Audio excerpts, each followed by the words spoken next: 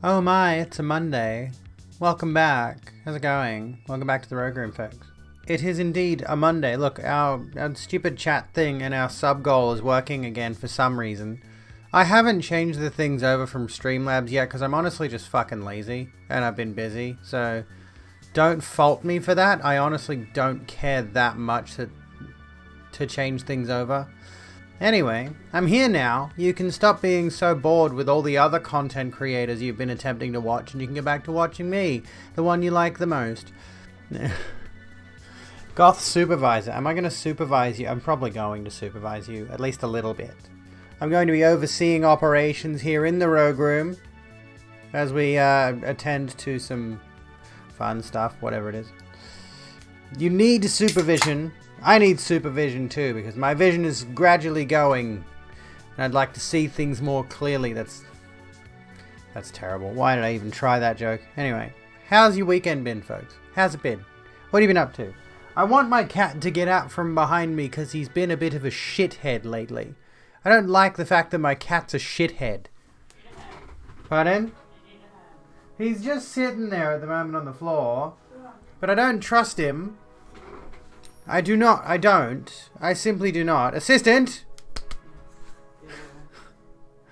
You're dressed appropriately. Get him to go away. There he is. He's good sometimes. But I don't, if he's sitting right behind me, I do not anticipate that my feet are in a safe position. Okay?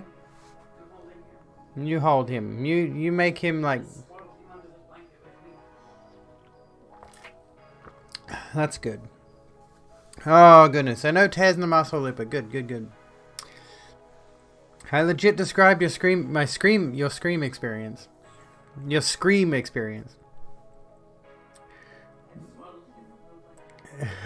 He's getting swaddles. Anyways, yeah. He's just been a pain in the ass lately. Bloody cats, don't get one. They're assholes. They eventually just turn into assholes. I don't know what the deal is. Yeah, true. I've also got kids. I got to deal with a cat and 2 children. This is not the life you want, trust me. 3 children. We definitely shouldn't say that. Anyway. Rabdo is painful enough to make you want to scream. Goodness me. I hope that is that the sort of thing that can clear up. I mean, I'm curious. I'm worried, you know. I want to say I hope that clears up, but I don't know if it can. I'm not a medical expert. 1 kid and 1 dog is enough, yeah. If he does, I'll boot him out again. Yeah. I mean, what was I gonna say? Like, one of my kids has sort of progressed into early teenage years because she just sits on her phone talking to her friends all the time. Which is, like, I don't know why my 9-year-old needs a phone. Don't ask my side of the family. We didn't buy it for her. But I suppose she gets to talk to her friends and stuff, which was useful during lockdown when she couldn't actually go and speak to her friends a lot. So now she's able to actually communicate with them, which is fun. They play games together. They play Roblox, which I know we've trashed on Roblox, but as long as she's happy, you know. I like the idea that my daughter is happy. Meanwhile, my son is an absolute menace. I will freely drag that fucking kid. What's he doing? Now my other child, my 3rd child. Apparently he's teleporting up the side of the lounge. Yikes. Boblox, yes, Boblox, not... Oh, goodness. Might be weak in the legs for a while, but you think you're one of the lucky ones. 50% of cases get kidney damage. Yeah, I briefly looked it up and I saw kidneys and I'm like, oh shit. You don't want kidneys. Not anything associated with kidneys is bad news. We don't want bad news. No one wants kidneys. Here he is. He's back again. Kid is obsessed with Genshin Impact. Oh god, no. There's no fucking way. Like, just the sheer fact that one of my kids has already mentioned to me that they play Roblox and they want to get Robux. I'm just like, nope. Sorry, but I ain't facilitating microtransactions under this roof. No way. You're lucky. Your kidneys are absolute chads. Where are they? Yeah. Look. if you want attention, you can get it. But you need... Yeah, I gotta be careful that he doesn't grab my top. He already grabbed my bottom, if you know what I mean. That's... Here him is. Here's cat. No. You're getting... No. You are get... No. No, you be nice. You be nice. It's the shithead. If you want to be able to sit in this room, you need to calm the fuck down. Alright? Do you get it? I don't think he does. Mother-son time. Jeez, he's going to be a disowned son in a minute. How do you feel about having cat for dinner tomorrow? Never tried it. I'm sure we could find a recipe. Also, I don't know if you can see that, but, you know, we've got a war wound already. Thank you, Smudge. Greatly appreciate it, cunt. He scratched me, yeah. I should probably, like, rub some alcohol on that or something, but I don't have any immediately handy, so I'm not going to bother. Grab the whiskey. You always threaten to eat Cheney. Alas, she's tiny AF. You got to fatten her up a bit. Oh, goodness. Look at this. I'm just wiping off loads. I'm just going to show you my blood. And the blood coming out of the wound he's left on my hand. Fucking Christ, dude. So much. Pardon? He'd probably try. Yeah. Do you want the laser pointer? He's just hanging like, he's just literally sitting here. Look. This is what he's doing. He's sitting behind the chair. With his tail wagging menacingly. Look at this shit. What are you up to down there? What is that? Why is your tail going so hard? What is this? Huh? What are you up to? What's your plot? What's your scheme? I don't trust you anymore. He's probably aligned himself with GCs or something, or those Dave Chappelle fans that keep commenting on my YouTube videos to try to get me killed. I don't fucking know. Anyway. Menacingly, here's a flex for you. You can't really see it all that well through the mesh top, but, you know, there we go. This is what cats are like, I know. Sadly. He used to be good. He used to be good. Lupa's redeeming hugs. And you can, while you're here, you can get the fucking cat out of my room. How goes it? It goes okay. How does it go with you? I really should raise the price on the highlight my message thing, by the way. You're okay. We're awaiting hugs. We'll wait a moment. And head pats. You can do head pats as well. I really should get like some alcohol wipes or something to keep in this house. Dettol. Yeah, Dettol. I got no Dettol in this house. What is this? Does hand sanitizer work, or is that a different substance? Looking good. Yeah, piss off. Yeah, we get hugs. Oh, I'll tell you what we also get. Spiky. Oh yeah, we gotta be careful with the choco. You don't want to hurt yourself. Oh yeah, do I get head pats? Hand sanitizer would work, but the screaming would break speakers. Okay, out you go, you fucking cunt. Anyway, hot women. Hello, Cass. How's it going? More hot women. This is where all the hot women hang out. Also, I want to spoil something for you. We get hugs, but we also get. I'll tell you what we also get. Tell you what we also get. What do we also get this week? What do we also get Demon Souls. Oh. Well, I don't know if I'm gonna play it on stream, but I have it now on the PlayStation 5 and Ratchet and Clank, which will be the first Ratchet and Clank game I've ever seen. Honestly, like I've literally never watched someone even play it. I've seen the briefest bits of gameplay trailers of any of the games. That's it. That's my experience with Ratchet and Clank. But we got the PlayStation 5 coming this week. So we're number 17. We're 17. We're 17. So our store in particular is getting like a load of PS5s. I don't think she was gonna be able to tell us because she was just saying that you had a certain number. Yeah, she was being very Vague. vague. Yeah, she wasn't telling us too many details. But basically, we're number 17 in the system, and after the previous 16 have gotten their PlayStation 5s, we're getting ours. Our Sonoir PlayStation. I wonder if we get that before they go on the shelves. Pardon? I wonder if we get them before they go on the shelves. Well, yeah, they put them away. I don't even think they're going to put them on the shelves. They wouldn't put PlayStations on the shelves. No. They would only do it by order at this point, which is, I guess, it's a system that works. PlayStation, but pronounced like crustation. Hey, that sounds wrong. That just sounds wrong. I don't like the PlayStation. No, I don't like that. It's Station. Fucking weirdo. See, the thing is, for some reason, after transitioning, I didn't lose dad jokes. Love you. I love you. Why not? Gay Station. Well, I could certainly. Is PlayStation written anywhere on the console? I could just like scribble out the PL and put a G there.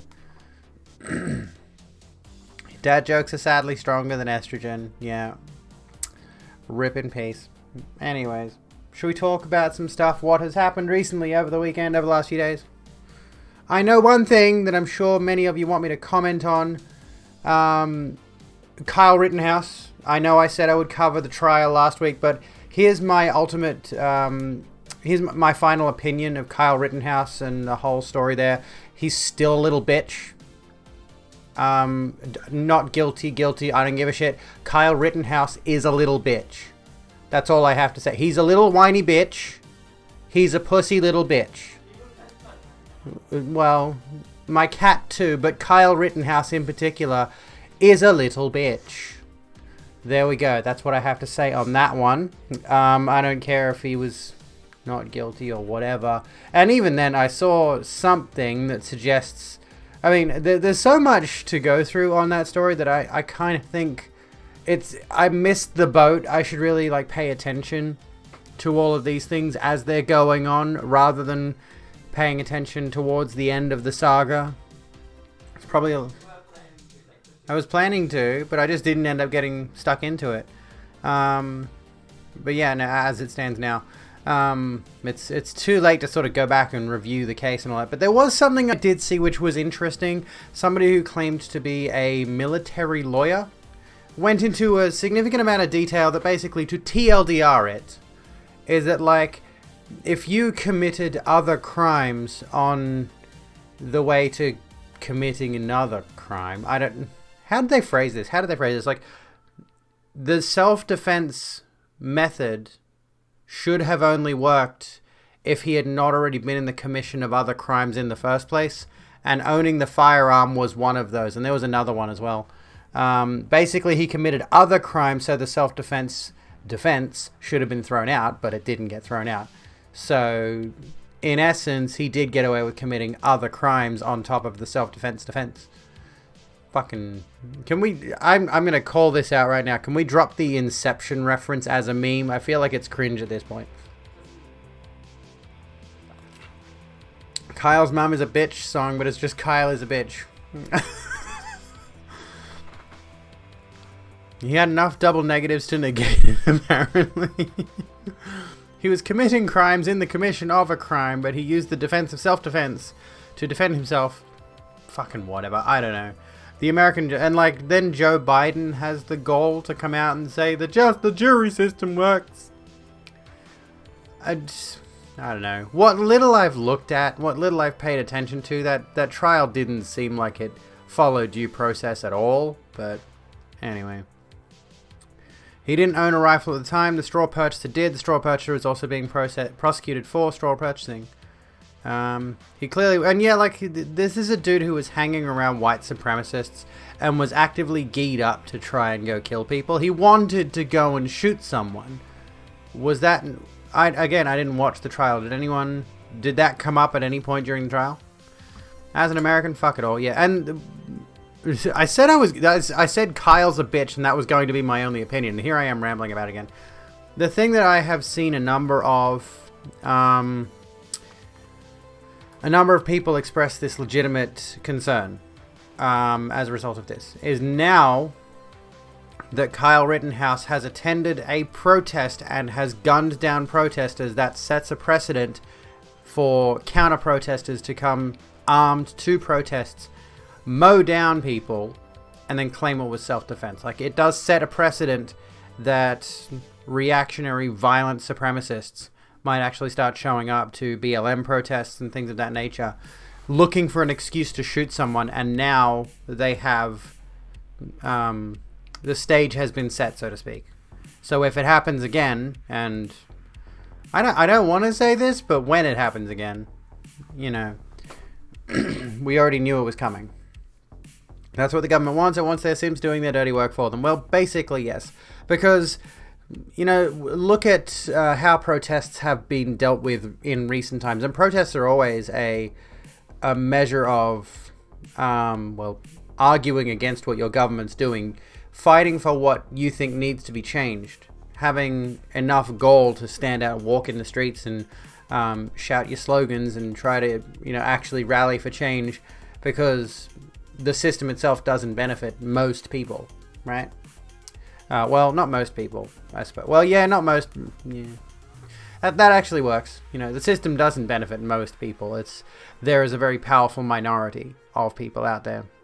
And no, that's not like the lizard Jew people that some folks like to go on about. It's not that kind of conspiracy. We're just talking about rich fucks. And those rich fucks are the ones that control our governments, of course.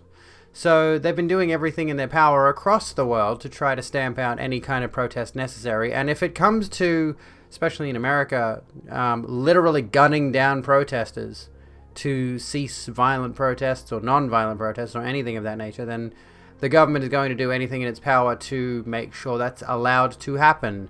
But they're not going to outright... I mean, this is the thing. Before, with the Trump administration, they were quite out and out about it. I mean, literally, Trump was telling people they were going to fight, you know, to win what was supposed to be a democratic election. You're going to fight. You're going to, like, actually turn to violence in the streets over a thing that could be resolved in voting booths, ideally. And protesters will start attending armed as well to protect themselves, which I also worry about, you know. So we've got counter-protesters are going to be showing up with guns, and then protesters are going to be showing up with guns. Both sides are going to see that as a threat. All it's going to take is one person with an itchy trigger finger on one side, and you're going to have a lot of bodies in the streets. You know, I do not see this ending well. And the judge.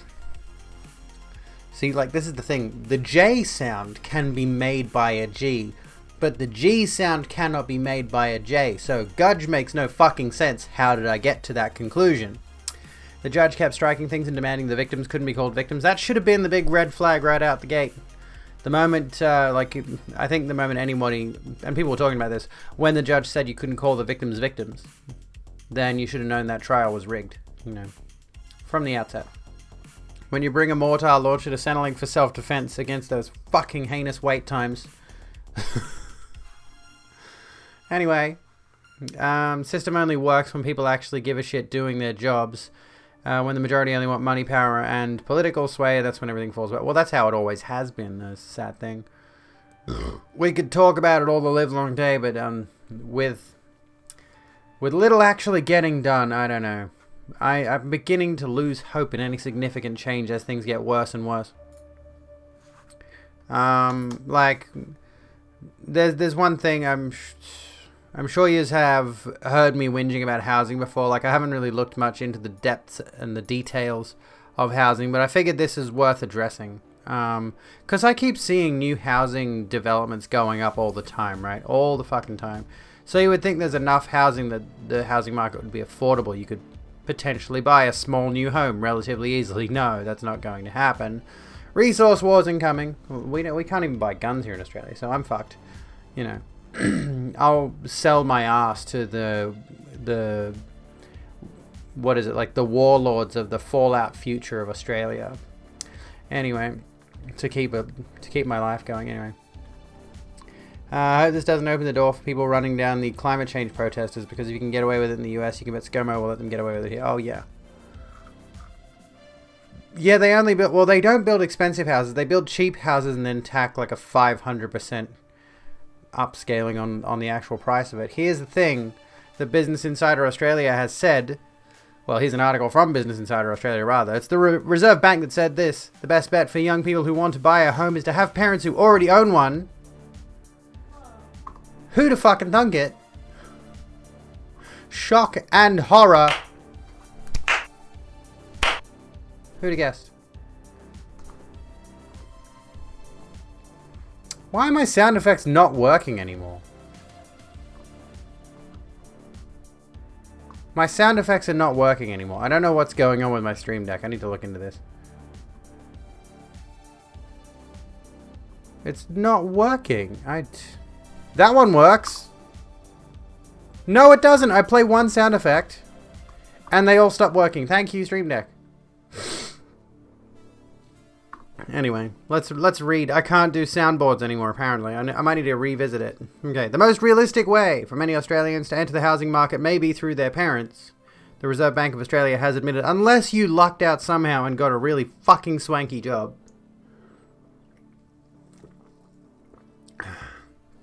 Speaking before a parliamentary committee, RBA Assistant Governor Lucy Ellis said those whose parents rent a home will likely be in a much more difficult situation.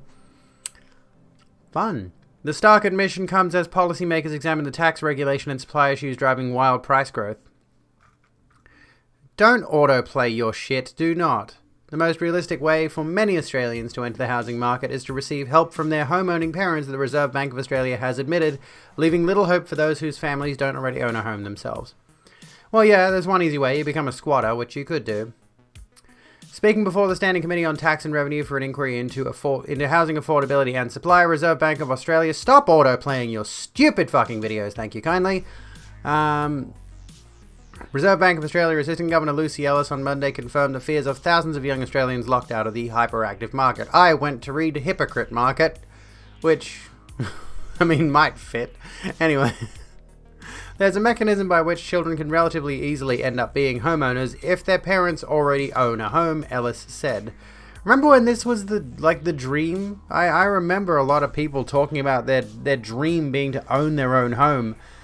And looking back on it now, the people who I have noticed end up owning their own homes tend to have families that have already got a home and then an investment property. And then those parents go move into the investment property that they were leasing out for however many years, and they will give the other home to their children. And now I'm just like, oh, okay, so nobody actually owns a home. Their parents do. I get it now. So effectively what this boils down to is I have to wait for my mum to die. Anyway, that mechanism, in quotes, involves parents using the equity in their property to guarantee new home loans for their children. The alternative, parents can leave the family home as an inheritance upon their death. Oh, you could definitely live in a motorhome, but would you want to? While things are already tough for those relying on the generosity of their elders, people whose parents rent their home are going to be in a much more difficult situation. Your membership. Still, thank you so kindly for the tier 1. Has it been 5 months? What the fuck? Seriously? Time flies, honestly.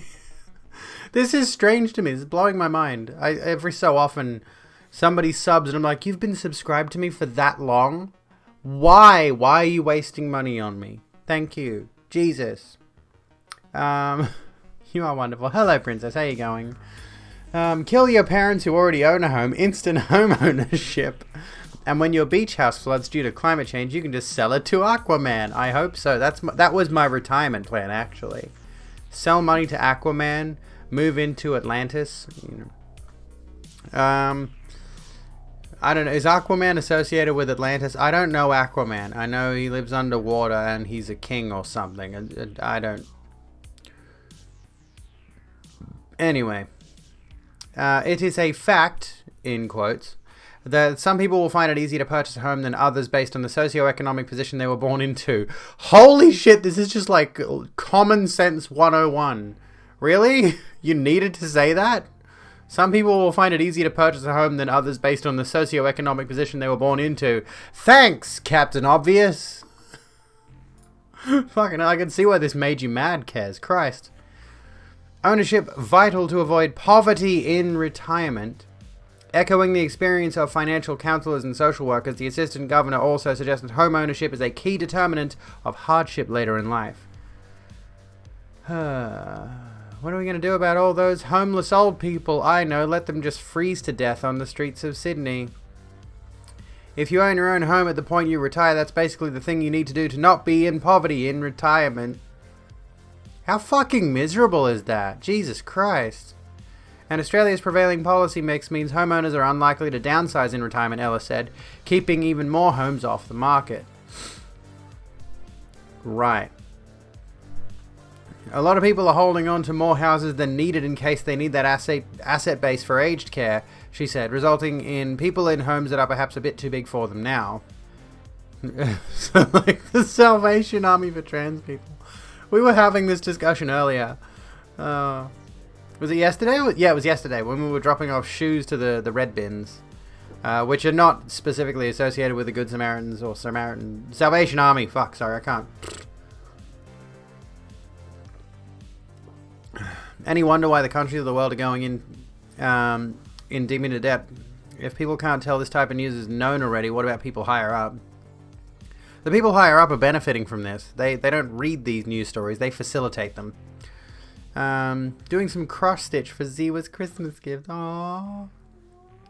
I honestly think the rich still buy beach properties just to get insurance when they flood. Oh, they absolutely do. Fuck yes. Where are we? The fact the home is not counted as an asset under the current pension test has further skewed the market, Ellis added. The central bank's frank home ownership admissions back up the experiences of countless young Australians whose quest for home ownership feels increasingly far-fetched. Yeah, do I count as a young Australian? I'm 32. Do I count as a young Australian? I have no hope whatsoever of owning a home unless this shit takes off.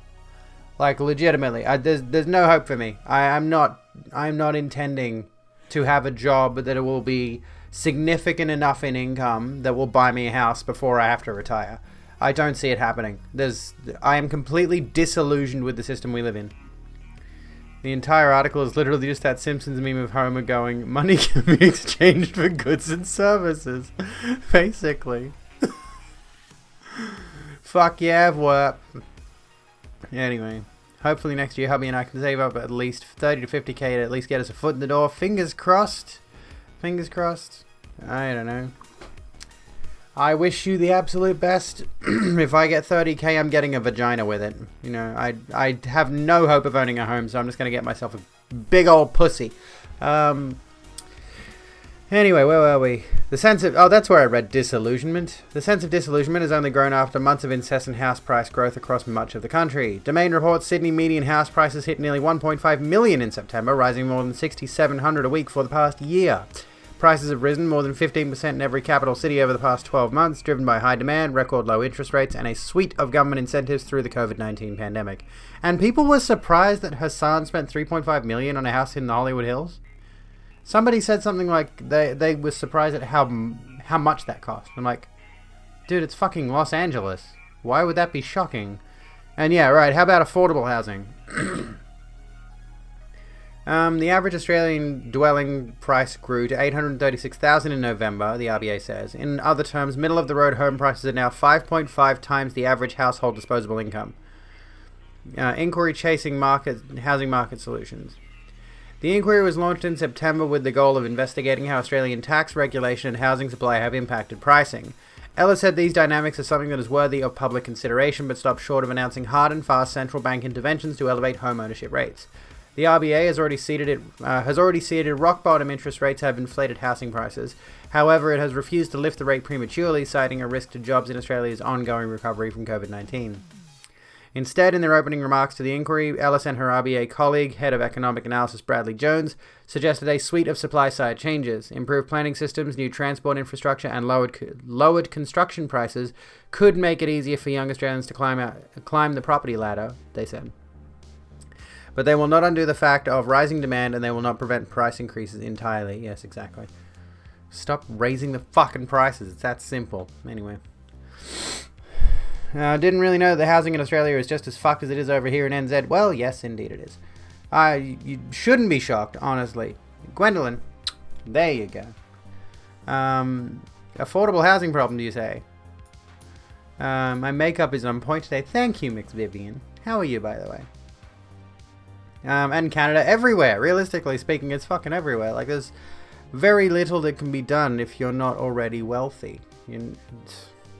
What are the odds that you climb out of this nightmare hellhole? I mean, I want to be optimistic, but I can't. Is the thing. I'm just gonna vote green and hope for the best. I'm gonna go on a tour around the country, robbing banks till I have enough, and then nobody will give me a loan because I robbed all them banks. That's a joke, by the way. That's humor. That's a ha-ha. If I could, I'd do a little laugh track, but my soundboard is not working for some reason. So, you know. Housing is another human need that shouldn't be commodified, but it is because capitalism. So the same as food, healthcare, water, access to water. Imagine commodifying access to water. What else is there? So housing, food, water, healthcare.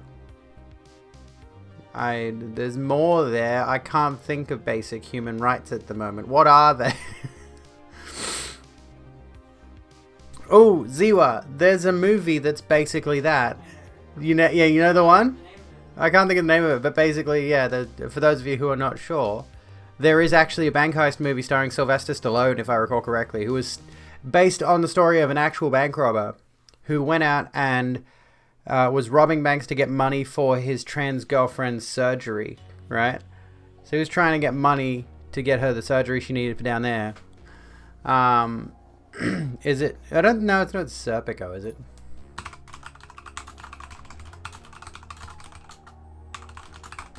Let me think. What's it called? Not Death Race 2000. No, that's not it. What's that movie called? Goodness me, I don't know. It was based on a true story though. There was a bank heister who not Dog Day Afternoon. I can't recall. Brain is melted with all the Dallas QAnoners finding God in the shape of a serial domestic abuser and right lids trying to paint the Wisconsin incident as a ZM. What's ZM? Anti-white BLM terror attack in between batting away both Groypers and Destiny fans who want to lynch me. Feel like the world's on fire. Well, it kind of is. I mean, if we listen to the good words of Bill Nye, the science guy, the world is on fucking fire, you idiots. I think, do we have any climate change stories tonight? Oh, and here's a meme, by the way, to sum up. It appears there is a housing shortage. How can we reduce housing costs in the city? Let's say high housing costs are good. Price controls. Why don't we just build more housing? There's more parking lots. Bill Nye, the trans rights guy. Yeah, true, poggers. My YouTube video got copped when I uploaded that VOD, by the way. I uploaded a VOD where we looked at the whole thing. What's it called? The Bill Nye, the science guy video talking about sex and gender. And YouTube copped it because of that video clip. So thank you, you assholes. Although, there's no fucking parking. Well, true. I just, like, everything's all happening at once lately. It's been a struggle to try to keep up with all of it. With the Rittenhouse thing and what else has been going on. This is the thing. My brain is so fried because, you know, everything's happening all at once. The Doan RGR debate, which I didn't watch, but I kind of feel like I have to now. Should utilities like electric and internet be commodified? They should. Wait, how are we defining commodity here? The Doe and RGR thing. I mean, I've already seen enough to summarize it, honestly. John Wojtowicz, did I say that correctly? Was a romantic. He said that's why he tried to rob a bank to finance his lover's gender reassignment surgery. Oh, the failed robbery inspired Dog Day Afternoon. There we go. They should. Yeah. What's the opposite of? Yeah. When you said commodity, like commodity says to me something to be bought and sold. No. The opposite of that, a utility. Utilities are the things that. Well, have I got that right? Like. So like, is water currently a utility? I could own up to my mistakes, but you know what sounds more fun? Doubling down on it and victim blaming. Yes, pretty much. Well, from what I heard, is that Doe and RGL were revisiting the Kink of Pride thing, and then of course, like, Doe wanted Riley originally. The reason this whole debate happened in the first place was Doe literally just wanted Riley to apologize for calling her a pedo, for the pedo jacketing thing, like you said, which you think would be easy, and then Riley turned it into this whole thing of like, debate me. So Doe does, and then the thing that I distinctly remember seeing, I've seen this one clip of Riley going on about, I forget what exactly they were discussing. I don't know the entire context, but it basically boils down to Doe brings in its CSA, right? It's a survivor of CSA, and debate me, Doe. I mean, that fits. And Riley is trying to make this point that the person that was trying to buy Doe in a child trafficking scenario was more interested in the transactional aspect rather than the sexual. Like, but that's, and on the surface, that's heinous. So I don't know much more beyond that. It seems like there was a lot of Riley trying her best to and double down on a lot of points. Hello, Python. How you going? Grovel in the glorious essence that is unaltered knowledge brought by Lord Satan. Hail Satan. I'm wearing my pentagram choker today. What debate brain does to a person, yeah. Don't ever invite me onto a debate. I'll go on a discussion panel. Don't ever invite me to a debate. The thrill of getting caught doing an illegal transaction. Oh no! This is why, I buy cocaine. Just so I have that little high, when I'm handing over my 50 to my dealer to give me literally like one little baggie of coke. I'm just like, oh man, there could be cops around the corner. This is so exciting. Oh, it's dangerous. No one's buying coke for $50. Who am I kidding? It's like $800 a bag or something. This is Australia. Our dollar is worth fuck all. Anyway. You can find coke without fentanyl. Here's the thing. I'll make jokes about drugs. This is the hardest shit I'm on, okay? It's Monster. I'm on the trans drink. I started drinking this and I became a woman. Like, I've never done drugs. I want to. I never have. Anyway, remember a story where a 16-year-old girl was arrested and given life for murdering the man who tried to traffic her? Yes. There's not an insignificant number of those stories broken, honestly. This is the thing, is like, there are a number of stories of women who were sex trafficked, who go on to kill their sex trafficker and then get sent to prison for murder. And it's like, and you know what the problem is? The majority of the time is like, legally, according to the legal system, that sentencing is justifiable, right? This is the problem, right?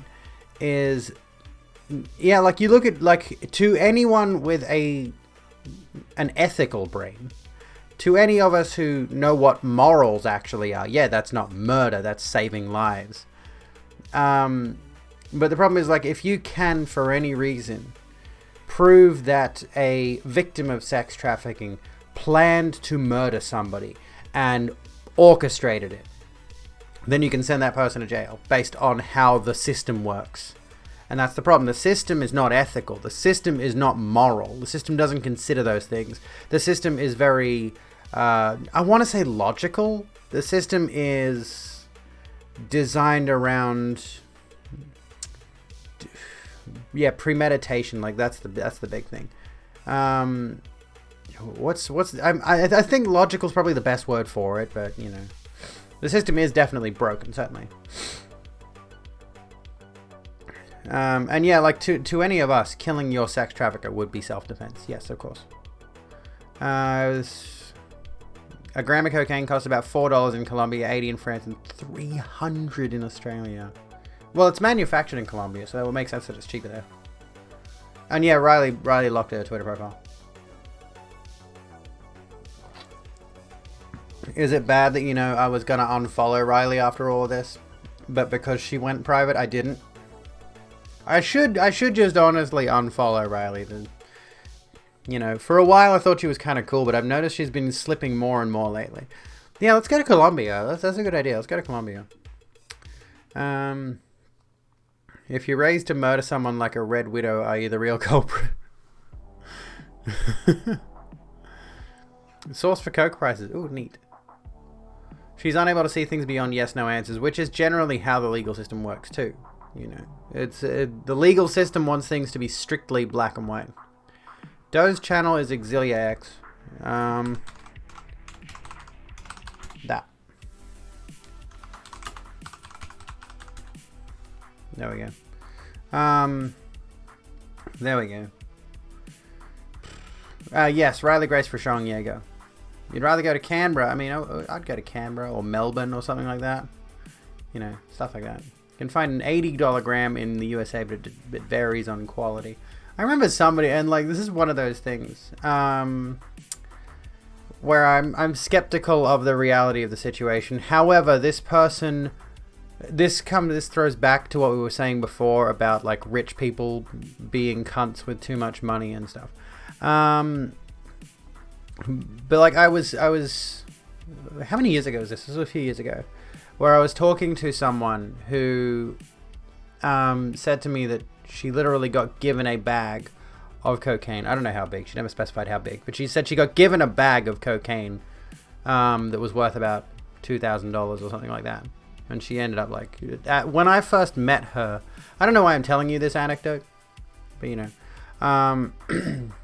when I first met her, she told me she did like cocaine once or twice, right? And then a few months down the track, we sort of drifted for a bit, and a few months down the track, we talked to each other again. She was doing it routinely. Anyway, It, which I know is like, I was just thinking about this before, and I do not begrudge Doe for this at all. Do not mistake me at all. But Doe's pronouns are its. And I completely understand that as someone who had a childhood of almost detachment from humanity in a lot of ways. Like I grew up with this weird set of complexes around like, am I really anything like these people? Turns out I'm autistic. Anyway, this is the thing, is like, to the vast majority of people, we are taught from a very young age that the major pronouns when referring to people are he or she, which is why people are struggling nowadays with like they, them pronouns, which is fucking dumb. And I think when you add its pronouns into the mix as well when referring to a person, it's that becomes even more convoluted. However, again, I do not begrudge Doe, and I do not begrudge anyone. I mean, it's not my place to say, but I do think that's one of the easier. It's not a neo pronoun sort of thing. That's one of the easier ways to refer to a person if we're going to use a pronoun that's not he, she, or they. Like it is probably like the next step. I can understand why some people might end up confused, especially if you've got someone who has a tendency to present relatively what I would consider femme presenting. So, you know, but again, it's not my place to police anyone else's use of pronouns or what have you. All I know is that amid the fallout from this whole thing, I think if I recall correctly, Riley Grace Rochon was referring to Doe as they. And I think numerous people who follow Riley were referring to Doe as she and that kind of thing, which is not on, you know. In the Vosh v. RGR debate after this, she said using your imagination to masturbate to someone's likeness was violating consent. Yeah, I heard about this and I'm like, how are you going to prove that, Riley? What the... Yeah, exactly. I call everyone bro. You shouldn't, though. You shouldn't call everyone bro. I didn't address it, but like you said, you know, I don't know. So like, let's not be mean. Let's not be rude about anything. But you know, maybe you shouldn't just go around calling everyone bro if they're not a bro. I'm not your bro. Do you agree that it feels wrong to call a person it unless that's what they've specifically said they prefer? Since does, it's appropriate. It's appropriate to use those pronouns. Yes, indeed. What happened? Of course. Go away. Not your friend, buddy. Yeah. We don't need those kind of wankers. Anyway. Banned for being boring. Yeah, pretty much. And they followed me. Yeah, whatever. It's not even really that interesting of a ban. And we could just address that. It's like, it should be common decency. If you don't know a person, don't go up to them calling them something that's obviously used. What context can you look at the term bro and say that's, yeah, okay, I refer to everyone as bro. Yeah, sure you fucking do. Piss off. Dude is at least arguable. It's debatable. I think it's debatable. I think that one's debatable. However, bro is quite specifically referring to brother. Like, it's quite specifically referring to a word that is used to refer to a male sibling. Like, bro is specifically for men. We know this. You can't dance around that one. So when you go up saying, oh, I call everyone bro, I don't believe you. Not for a fucking second, mate. And even then, if you decide to refer to everyone as bro, you're deciding to use a male-gendered term to refer to women who are probably generally not going to be comfortable with that. How do I feel about mate? This is an interesting one. I've always heard the term mate until relatively recently. It was mostly men that said it to me. So, to me personally, and I don't know if anyone else has this issue, but for me personally, I began to associate the term mate specifically with masculinity. So even if it's not really necessarily a male word, it isn't inherently gender, but yeah, it's usually men that say it, and it's only later in life now. And here's the funny thing is, like, the only real woman in my life that says mate often is my butch lesbian best friend. So you can't even. She's pretty blokey on the best of days, you know. I think recently I went to her partner's birthday, and that was the most feminine I've ever seen her, with like her hair and her makeup done. But otherwise, she's pretty blokey, calls everyone mate. She sort of speaks with a very particularly masculine candor. Is that the right word? Candor? Timber? I don't know. You know, people who call everyone bro will melt down once you call everyone gal. Am I fucking right? Yeah, exactly. Cadence? Cadence might be the right one. Piss Hospital, by the way. Fantastic name. What's this? Starbucks employees' hepatitis A diagnosis sparks rush to vaccinate NJ customers. Interesting. New pandemic just dropped. Oh, did you hear about the new fucking bird flu? It's actually Pies Hospital. Cadence might be it, yeah. Just generally speaking, like, to try to emulate my best friend. It's like, yeah, no, you're not getting any Maccas, mate. You're going home and I'll make you a sandwich, right? Like that. That's a bit of an exaggeration. She doesn't sound like that, but you know. Well, the major thing I remember. Here's the thing. Last time I visited her, the major thing I remember is that she was refusing to buy her son fast food because he kept begging for fast food all the time. So he was getting reprimanded and would only be allowed to eat food they could make him at home. So. Does that remind you of anyone? Let's have a look. Okay, so a New Jersey county is scrambling to vaccinate people against hepatitis A after a Starbucks employee tested positive for the highly contagious liver infection, with thousands of customers potentially exposed. The Road Room appreciates your recommendation. Android. Thank you so kindly for the host. Hello, Phage. How you going? Kez needs to go to bed. Radio Kez, have a good one. Thank you so kindly. The boss already pulled the I need a quick chat, making sure your holidays were put in right. Have a fantastic stream. I reckon we will. Thank you, Kez. The HEP is on the loose. The HEP is back, folks. Hundreds of people turned to a pop-up vaccine clinic near the Gloucester Township Starbucks location on Friday and Saturday after learning that the food handler had worked multiple days this month while infectious, according to county officials. The Camden County Health Department on Friday advised any unvaccinated member of the public who visited the Starbucks at 1490 Blackwood Clementon Road on November 4th, 5th, 6th, 11th, 12th, or 13th to get the hepatitis A vaccine as soon as possible and no later than 14 days after contact. How can I handle you saying dumb shit? I mean, I don't know. I handle a lot of people saying dumb shit all the fucking time. I just dox the Starbucks. Oh no. Well, I mean, you don't want to go to this one. technically, they're advising you don't. And if you've been there to go get a Hep A vax, what's going to happen? Are people going to show up and demand refunds for drinks they didn't buy? Doc's a hepatitis A Starbucks. Who wants to go to New Jersey in the first place? The department was notified on Wednesday that the Starbucks worker had tested positive for Hep A and an investigation was begun immediately. The venue was closed until all its employees could be vaccinated, health officials said. The county health department has been working closely with the patient and the staff at the Starbucks to address the situation, Camden County Health Officer Pashal Nwako said in a statement. Our highest priority is ensuring everyone involved remains safe and healthy. The patient is not currently working and close contacts have been identified. The Waukesha story, do you have a link to it? Because I've been hearing a little bit about this. I think it was through Lottie Blix was tweeting about it. I might need I don't have an article at present, but that might be worth covering actually. Hepatitis A is usually spread when a person ingests fecal matter, even in microscopic amounts from contact with objects, food or drinks contaminated by the feces or stool of an infected person, health officials said. Members of the Food Surveillance Unit visited the store on Wednesday and conducted an inspection which showed no evidence of food safety violations. Oh, Waukesha. Oh, you mean this? Oh, no. Is that what you mean? No, am I thinking of something else? I think I'm thinking of something else then. This one? Wisconsin?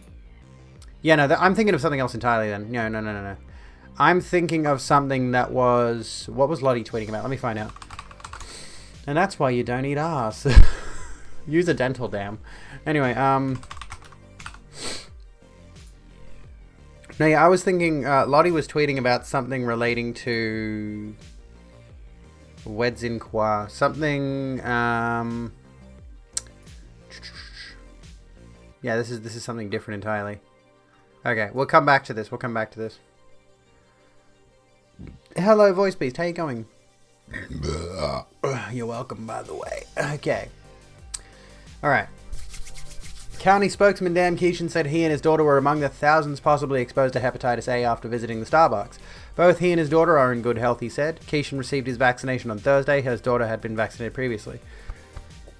And yes, that's why you flush with the toilet seat down. Yeah, exactly. Close the fucking lid, you little shits. Health officials have so far vaccinated 782 patrons plus 17 Starbucks employees and will be opening the clinic again on Wednesday for anyone who missed out over the weekend, Keeshan said. To date, no one else has tested positive as a result of the exposure. Hepatitis A is very contagious and people can spread the virus before they feel sick.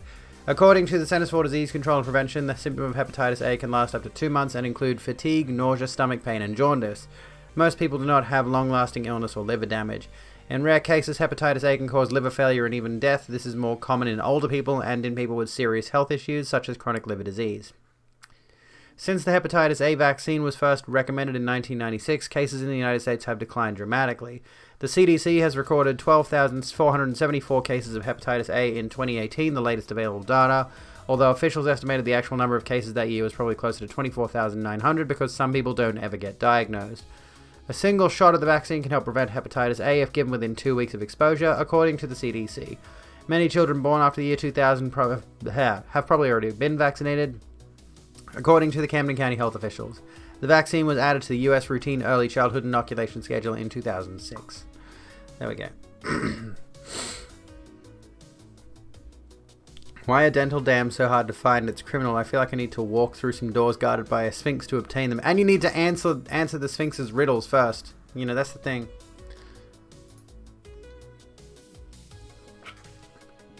Oh, anyway. The moral of the story is don't buy at Starbucks. That should be the first thing. You know. Okay. I know we were just like looking at the Waukesha thing. Is that how it's pronounced? Waukesha, Wisconsin. Well, like I saw this. We just read what happened at Starbucks. Somebody was infected with hepatitis A, and certain people were exposed. But like, 5 dead, more than 40 injured after SUV plows into a crowd at Christmas parade in Wisconsin. Yeah. Okay, that's bad. My first thought is this story over to the side here. A Michigan woman tried to hire an assassin online at rentahitman.com. Now she's going to prison. rentahitman.com. Are people actually falling for that? Oh yeah, I'm just gonna go to rentahitman.com and totally not gonna get arrested for being a dumb shit. Did she use Bitcoin or PayPal? Oh yeah, she probably Venmo to Hitman. $200. You just noticed my choker. Yeah, it's a pentagram. Look, anyway. At least use a VPN. Bought it with ape NFTs. What are they called? They've got lazy lions, I think. They've got something apes. Monkey? Not monkeys. There's apes, there's lions. Is it bored apes? Really? That's what they called it? You can download all NFTs now. I know. This is like honestly worse than Beanie Babies. Worse than buying comics to secure your college loans. Right? Bored Apes. It's Bored Apes. Holy shit. The right click gang. Right click save as gang. What up? What up? Go to Rent a Hitman and totally not get arrested challenge 2021. Impossible. Yeah, look up the NFT bag.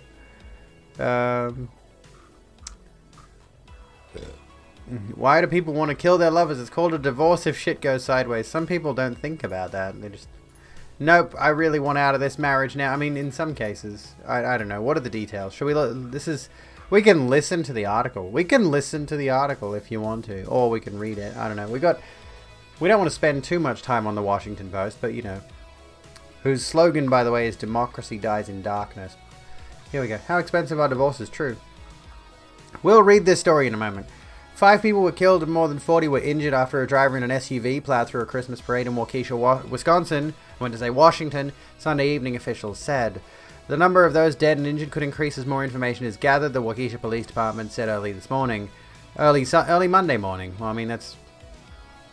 When was this? Today. Well, you know. Authorities have recovered the driver's vehicle and have taken one person into custody. Waukesha Police Chief Dan Thompson said at a news conference Sunday evening. He did not comment on a possible motive. I'll put my non-existent child through Harvard with that one comic I bought on eBay.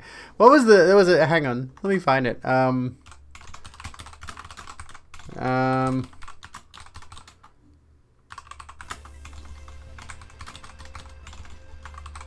Which one is it? Can I find it? There's a Calvin and Hobbes comic, which makes it really hard to look for this specific strip, right? Where basically Calvin's going on about how he's bought this one comic and he's put it in a sealed bag, and like when he's older, he's going to like use it to have lots of money, basically. And Hobbes is saying to him, it's like, how's that going to work if all the other kids? I think Calvin actually mentions like me and all the other kids are doing this same thing. He's like, how's that going to work when all the other kids have bought the same comic and are doing the same thing? And Calvin's like, we're relying on all of their mothers to throw out their comics except for ours. We're all expecting all the other kids as ones are going to get lost by the time they're an adult, but ours will be in mint condition.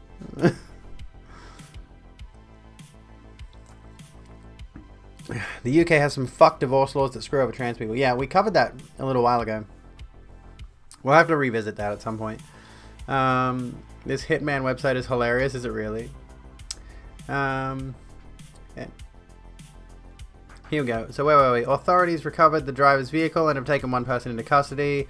Waukesha Fire Chief Stephen Howard said first responders activated their mass casualty protocols and took 23 people to hospitals, including 12 children. Additional people were transported to medical facilities by the police and family members, he said. The vehicle broke through barricades about 4:40 p.m. local time, roughly 40 minutes after the parade began. In interviews, witnesses recounted the terrifying scene after the vehicle barreled into the crowd, shattering the festive mood of the annual Christmas parade in Waukesha, about 20 miles west of Milwaukee. Waukesha Mayor Sean Riley participated in the parade and described a jubilant atmosphere that quickly turned nightmarish. Today we experienced a horrible, senseless tragedy, he said. I walked in the parade at the beginning. I saw all the happy children sitting on the curb. I saw all the happy parents behind their children. I can still see their smiling faces. Oh, hang on. I've got to change it so socials actually is available to everyone. Sorry. There we go. Let me do that now, actually, really quickly. Yes, I'm still using Streamlabs chatbot. No, I'm probably not going to change off it because I'm fucking lazy, honestly. Let me see. Mods, socials. Why is socials a moderator-only command? That shouldn't be the case. Should be everyone. Anyway, if you're not already following my social medias. Once saw a YouTube video by a popular I went to say GC for some reason. German forensic psychologist Lydia Benecke about how spousal murder, especially women poisoning their husbands, was much more common in times when women were not legally/socially able to divorce their husbands. Yeah. There we go. Did it work now? It might work now. And yeah, like this, I wouldn't be shocked. Like Doom has said, unfortunately still happens in a lot of countries. Getting rid of your wife is easy, which is terrifying, honestly. And I mean, this is the things, like the social expectation in a lot of countries, a lot of places in the world, is that a woman will be married off to a man, right? It's not even like we have this very romantic view of marriage over in the West, where two people will come together and fall in love, and then they'll get married and have children, and the process repeats again. But there's still many places in the world, yeah, where a woman is still considered a commodity, basically. But what if they're both women? Don't worry, in those countries, they can't get married. In fact,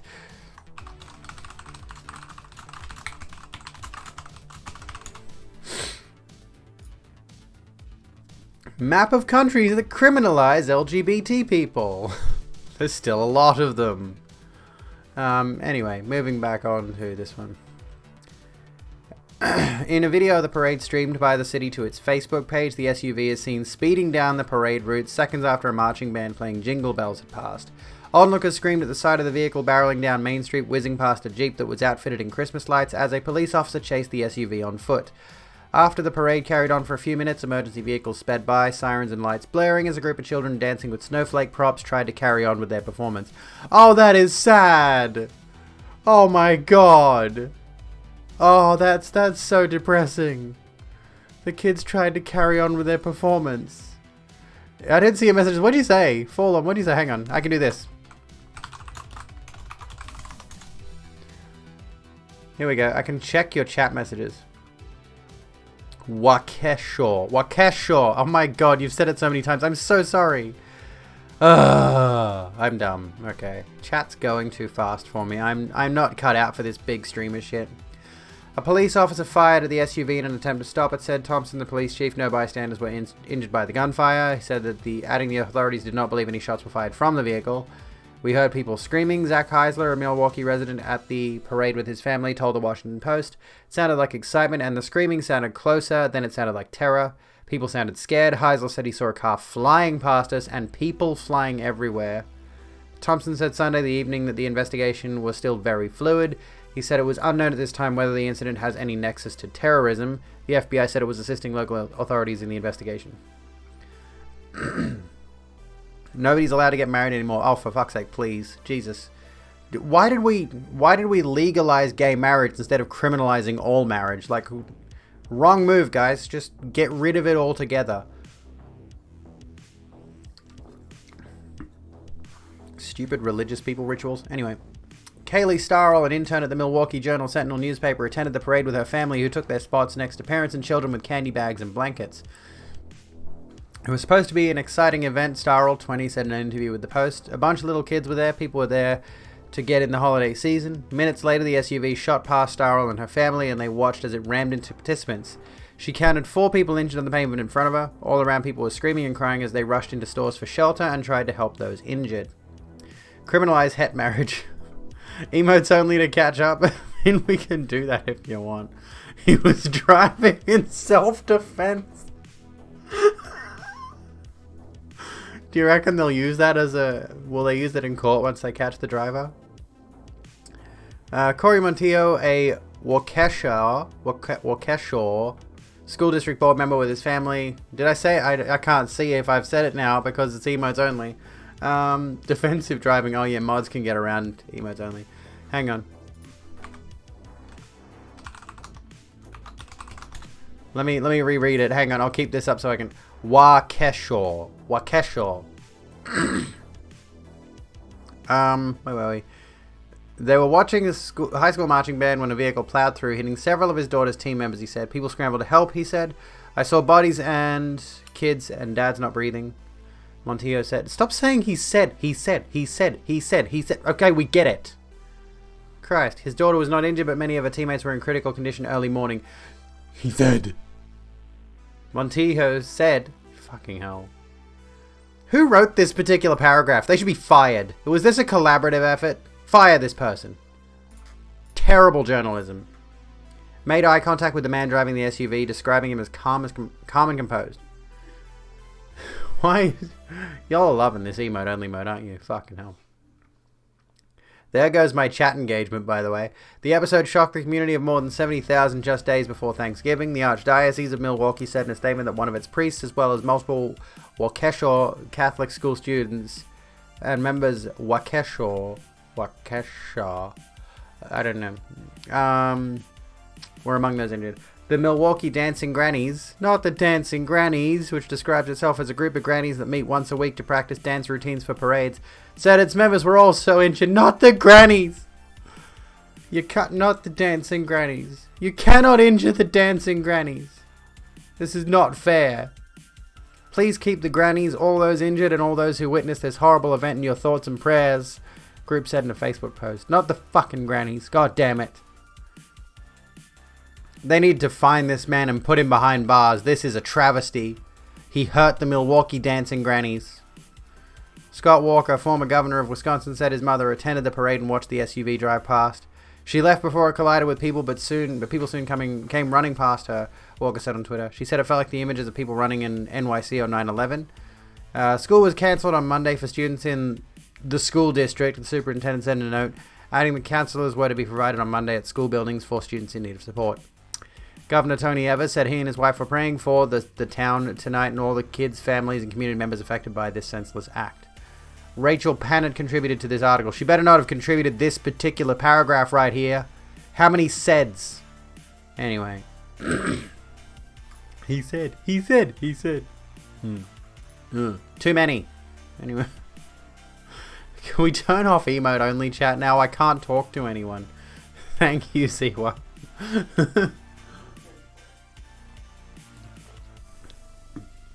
It was a machine. They have a suspect in custody. Black guy, so I won't be able to use self-defense. I shouldn't laugh at that. The fucking system, man. I'm laughing at how ridiculous the system is. Initial impression is that he was fleeing the scene of another crime, but there is little info, so don't take that as the truth of it. Far right already crafting the narrative that it's a BLM terror attack targeting white people in response to the Kenosha ruling. Found out that same-sex in Australia was only legalized in 2017. Well, same-sex marriage, but yes. Hugs! Oh, we get hugs! Yeah, you gotta do your hair. Do my abs look okay? Like, listen, I'm down to 72.5 kilos. Let me have this. Do I have, like... Kind of. Like, a little bit. Yes. Anyway. Hugs? Am I toned? How do we feel about this, like, whole mesh top and... It's great. Whatever these are work pants. These are just work pants, honestly. And they look so good. I love these. They're multi-function. They're cargo pants. Like, look at this. I got pockets fucking everywhere. Look, I got these pockets, okay? I got these pockets on my thick, juicy ass. I got pocket here, pocket there, pocket there. Oh, hang on. I got little pockets, which I think are like for tools or keys or something. Cargo pants pocket. Bam, look at that. It's my whole ass hand in there. Another little pocket on top of the pocket. Look at this. Just keep trying This to find is- pockets until I get there. This is utilitarianism at its peak. Transcends scope go spinning. Trans- Pocket go carry. What? Transcends scope go spinning. Pocket go carry. Come and say that into the microphone. No, I saw it online. I didn't make it up. She says to me, trans femmes say skirt go spinny, trans masks go pocket, say pocket go I don't know. carry, pocket I go don't know. carry. Okay. Uwu. There you go, broken. Hugs now. Why am I doing my hair? No one's even Oh, gonna yeah. see it. No one's even gonna see it. Redeemed hug, not pocket Discord. Hey, I'll send it to them. Enjoy your membership. Hey. Hey, guess what? Technically, we can get gay married in Australia since 2017. If we want it. If we wanted, we're legally allowed to now. We, the gays. What about Skirt with Pocket Go Spinny and Carry? By the way, Tilt Shift Tokyo, thank you so kindly for the Prime. How are you doing, mate? Thank you so much. Yeah, Skirt with, I mean, this is the thing. I have Skirt with Pocket that goes Spinny and Carry. It's fucking great. It's like it's honestly just like a little, I've showed you before, but it's just like a little bag that's basically attached to the skirt. It's so good. Anyway, days are filled with Nazis, cult members, and terror attacks. Oh my goodness. I kind of envy you that a bit. It must be so fascinating to get into the minds of these absolute lunatics. I can't imagine it's good for the health, but good for the mental health. But Nora is like focusing on transphobia for 90% of my content, so you know. Speaking of which, I haven't really looked up any. There's nothing. Conveniently, actually, I have been struggling to find any particular notable stories about transphobia of late to make a YouTube video for Friday. Maybe some famous person will say some really ignorant, dumb shit before the end of the week, and I'll have a video up for Friday. But as it stands right now, we're actually having a bit of downtime after like the waves upon waves of genocidal commentary towards us, which is kind of a relief. You posted a news story in Discord. I mean, there is the Kathleen Stock thing, but literally nobody knew who she was. Oh yeah, you did actually. Yeah, no, never mind. There is one story. But yeah, like, this is the things, like, literally nobody knew who the fuck Kathleen Stock is until she basically made up a cancel culture story.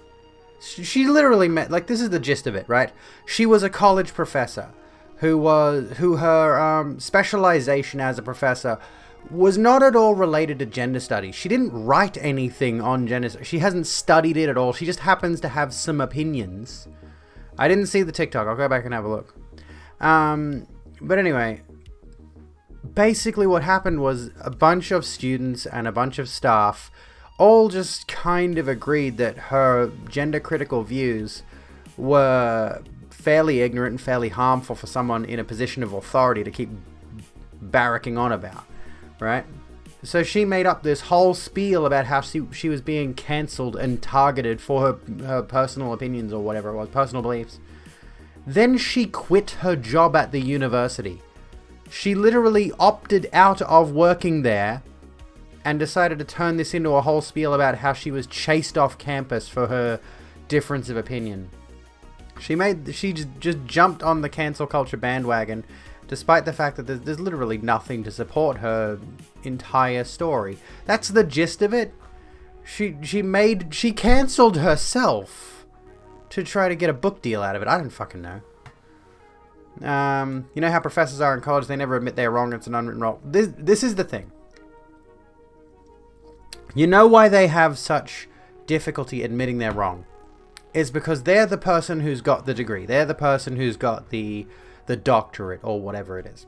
So they've spent however many years, technically speaking, learning the finer details of whatever it is that they're going to be experts in the field of, right? And to that end, this is why it's really hard when you've got some... We read that article last week about the woman who was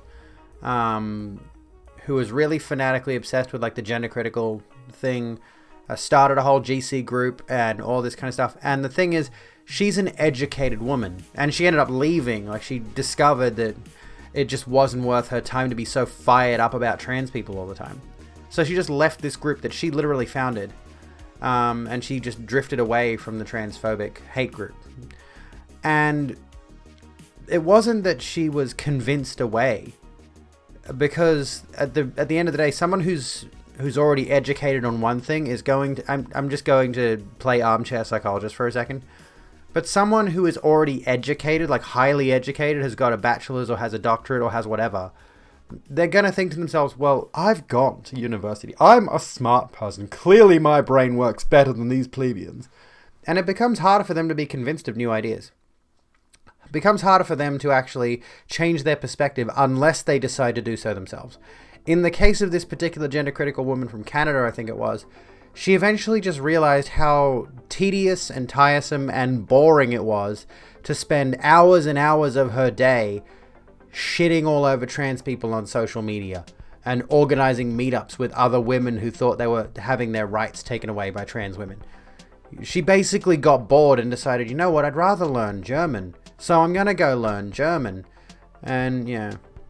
The more I know, the more I'm convinced I know nothing. That's the thing, yeah. DM me on Instagram. Okay.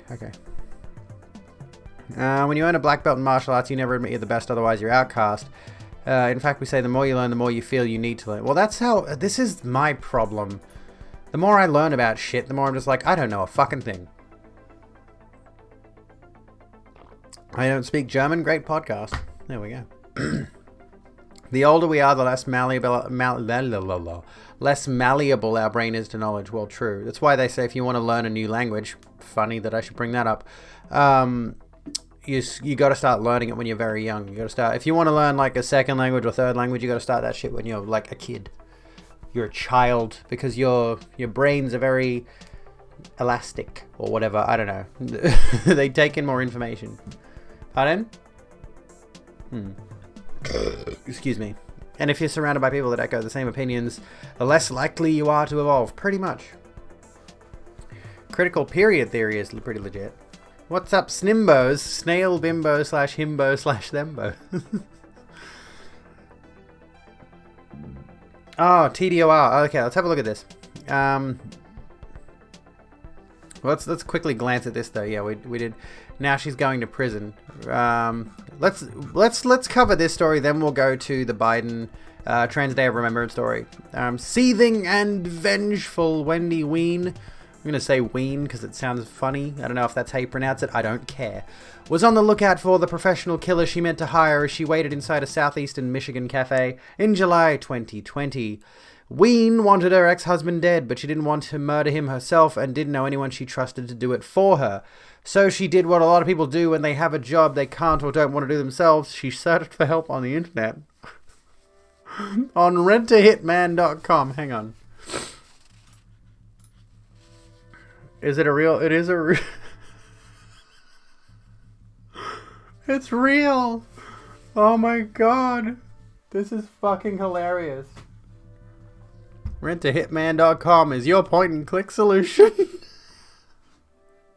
Since 1920. We're field operative gear available now. Support the cause by grabbing your own Rent-A-Hitman field operative gear. Hats, shirts, mugs, stickers, stationery.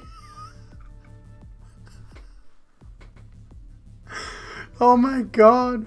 Our website is safe, secure, and available to you right here on the World Wide Web.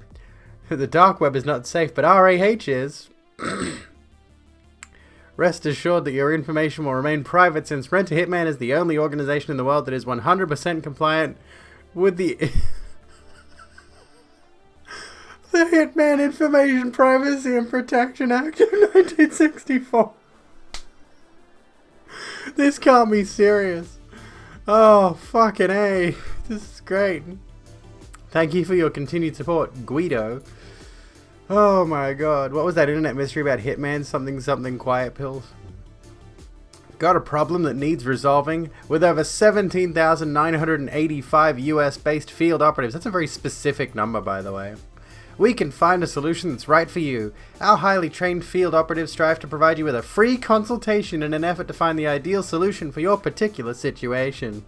Since 1920, Rent-A-Hitman has assisted satisfied clients from all walks of life, ranging from regular citizens, children and adults, to government employees and even political figures. Rent-A-Hitman has seen it all and know just how to precisely handle your delicate situation in a timely manner. This is like a weird cutoff here. In a timely manner while maintaining 100% compliance with HIPAA. Hitman. With HIPAA. Fuck. Guaranteed. So they have baby assassins. You know what this reminds me of? I'm going to geek out for a second. This reminds me of the the assassins from Morrowind in the Elder Scrolls, where they have a legal assassination system. Like, you can literally go hire these guys. Like, in the Elder Scrolls, the Dark Brotherhood, as far as I'm aware, is generally considered a criminal organization. But in Morrowind, they're an actual, there's an actual, what are they called? The Morag Tong are, like a legal assassin service, basically. You have to have a legitimate reason to hire someone from the Morag Tong. That's also in Discworld. There you go. There you go. You got a tip, Radio Looper. Have a good one.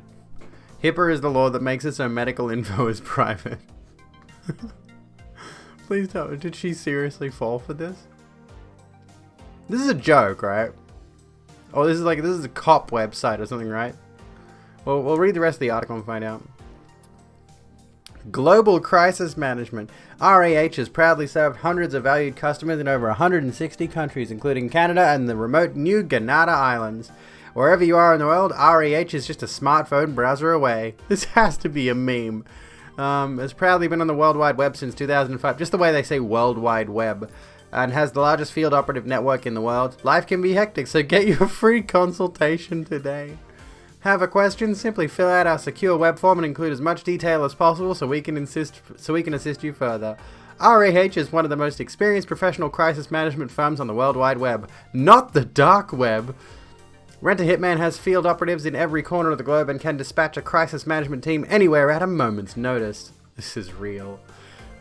Guido Finelli and family have operated the Rent-A-Hitman continuously since 1920 and have proudly served both public and private sectors. The Rent-A-Hitman family is constantly growing every day to keep up with the global market needs. Want to join the Rent-A-Hitman family? Use our web form to contact us to be sure to include a portrait/headshot and list any special skills you may have. Blood, breath, or urine testing may be required depending on your geographic location. This meme is aged and refined. This is so good. This is honestly fantastic. Growing list of satisfied clients. RAH has served hundreds of clients over the last century, many of whom have become great leaders in our world. RAH guarantees 100% satisfaction or your money back. Group and senior discount. Business is booming and we have special group and senior discount packages available. To find out if you quality, simply submit your service request form and a field operative will contact you shortly. RAH Customer Service and Industry Awards. What awards shows are they attending? Rent-A-Hitman prides itself on exceptional customer service and satisfaction. We are proud to be globally recognized as a leader in our industry. Check back soon for our full gallery of awards. Hey, Vina. We have customizable solutions for every situation and every situation and every. That's it. It just ends there. Shit on this, but you use Silk Road. Do you have a discount for being a senior or having a senior killed? Everyone knows the internet closes at 8 p.m. What does this say? Planning is as natural to the process of success as its absence is to the process of failure. Tired of getting bullied at school or in the office at school? RAH has assisted individuals just like you have been the victim of bullying in school, in the office, or at the club. With a wide variety of solutions available, we ensure that your situation is resolved accordingly with the proper care and attention it deserves. Fill out a service request form or for additional information. Consultations are free and discreet. We can make any troubled relationship disappear. Let's face it, we've all had a relationship or two that you just wish would go away, but you didn't know just how to end it. Look no further, and let RAH take care of the dirty work for you. To get started, submit a service request form, and one of our highly skilled relationship advisors will provide you with a free consultation. This is so hilarious. This is fucking great. Phil M. from Florida. Guido and his public relations crew were able to resolve a 5-year dispute in a matter of days. Highly recommended. Laura S., Arizona. Caught my husband cheating with the babysitter and our relationship was terminated after a free public relations consultation. I'm single again and looking to mingle. Thanks, Guido. My business schedule is too busy to get my hands dirty with human resources issues, so I consulted with Rent-A-Hitman and they handled my disgruntled employee issue promptly while I was out of town on vacation. Gracias, RAH. Tell us what you think. This is fucking tremendous. This is so good. Okay. Oh my god, how? I'm now skeptical that this article is real. There's no fucking way. This is hilarious. Okay. The website promised her confidentiality, boasted of industry awards, showed up testimonials. Website bragged about complying with HIPAA, which defined as the Hitman Information Privacy and Protection Act of 1964. Who's falling for this? God, Jesus. Americans, why are you so dumb? The trouble for Ween was that rentahitman.com is a fake website. Well, no shit. GeoCities looking view counter at the bottom. It's not run by Guido Finelli, but by Bob Innes, a 54-year-old Northern Californian man who forwards any serious inquiries to law enforcement. Innes launched the site 16 years ago as part of an internet security business that never went anywhere. Instead, it served as a honeypot of sorts, attracting people who want to hire professional killers. For Ween, it didn't go well. She was arrested within days of seeking out an assassin and pleaded guilty earlier this month to solicitation of murder and using a computer to commit a crime. Under her plea agreement, she faces at least 9 years in prison when she's sentenced in January. Oh, fucking hell. This is fucking great. This is the kind of content we want. Ween52 is not the only one who's gotten stuck in Innes' digital trap. About 650 to 700 people have contacted him since he first registered the website in 2005, including some 400 who, like Ween, filled out his service request form, which requires users to give their names, email addresses, and phone numbers, along with the same information of their targets, Innes said. Using a computer to commit a crime is also a crime, I guess so, yeah. The people who create the legal system can just make whatever they want into a crime. Oh, you used a computer to commit a crime? That's a crime. I mean, yes, but it's another charge they can lob on top of everything else. Innes vets the entries which come in at a clip of about 8 to 10 a month these days. He tosses the crank entries, but if he can verify the existence of the person requesting a hitman and the target they want murdered, he forwards the information to one of Rent a Hitman's 17,985 field operatives, which just so happens to be the approximate number of law enforcement agencies in the country. All these years later, he's still a little dumbfounded people don't realize his site is bogus. I don't get it, Innes told the Washington Post. People are just stupid. This is fucking tremendous. Innes launched his website not as a way to catch criminals, but as a possible business venture. From 2003 to 2005, he studied network security and was considering opening a business that would test a company's online infrastructure for vulnerabilities. He was also collecting domain names in the hopes of reselling them for profit. With both of these ventures in mind, he registered Rent a Hitman on February 5th, 2005, playing on the double meaning of the word hit, which can refer to attacking a system as well as online views. On the topic of slapping on random laws, black children were jailed for a crime that doesn't exist. That doesn't surprise me. We can have a look at that in a moment. Oh, excuse me. In June of that year, he was getting ready to graduate from Empire College School of Business in Santa Rosa, California, and decided to put the domain up for auction. When he received no serious offers, Innes let the site languish. He left it on autopilot and forgot about it. Then, in 2008, Innes opened up the inbox for all email accounts tied to the website. He found 250 to 300 that had amassed, most of them one-liners asking questions. How much for services? Do you operate in this or that country? How much would you charge to take out so-and-so? Are you hiring? Is he hiring? Anyway, these people were serious, Innes said. I wasn't really prepared for any of that. He closed the inbox and did nothing. So this is just mostly a story about him.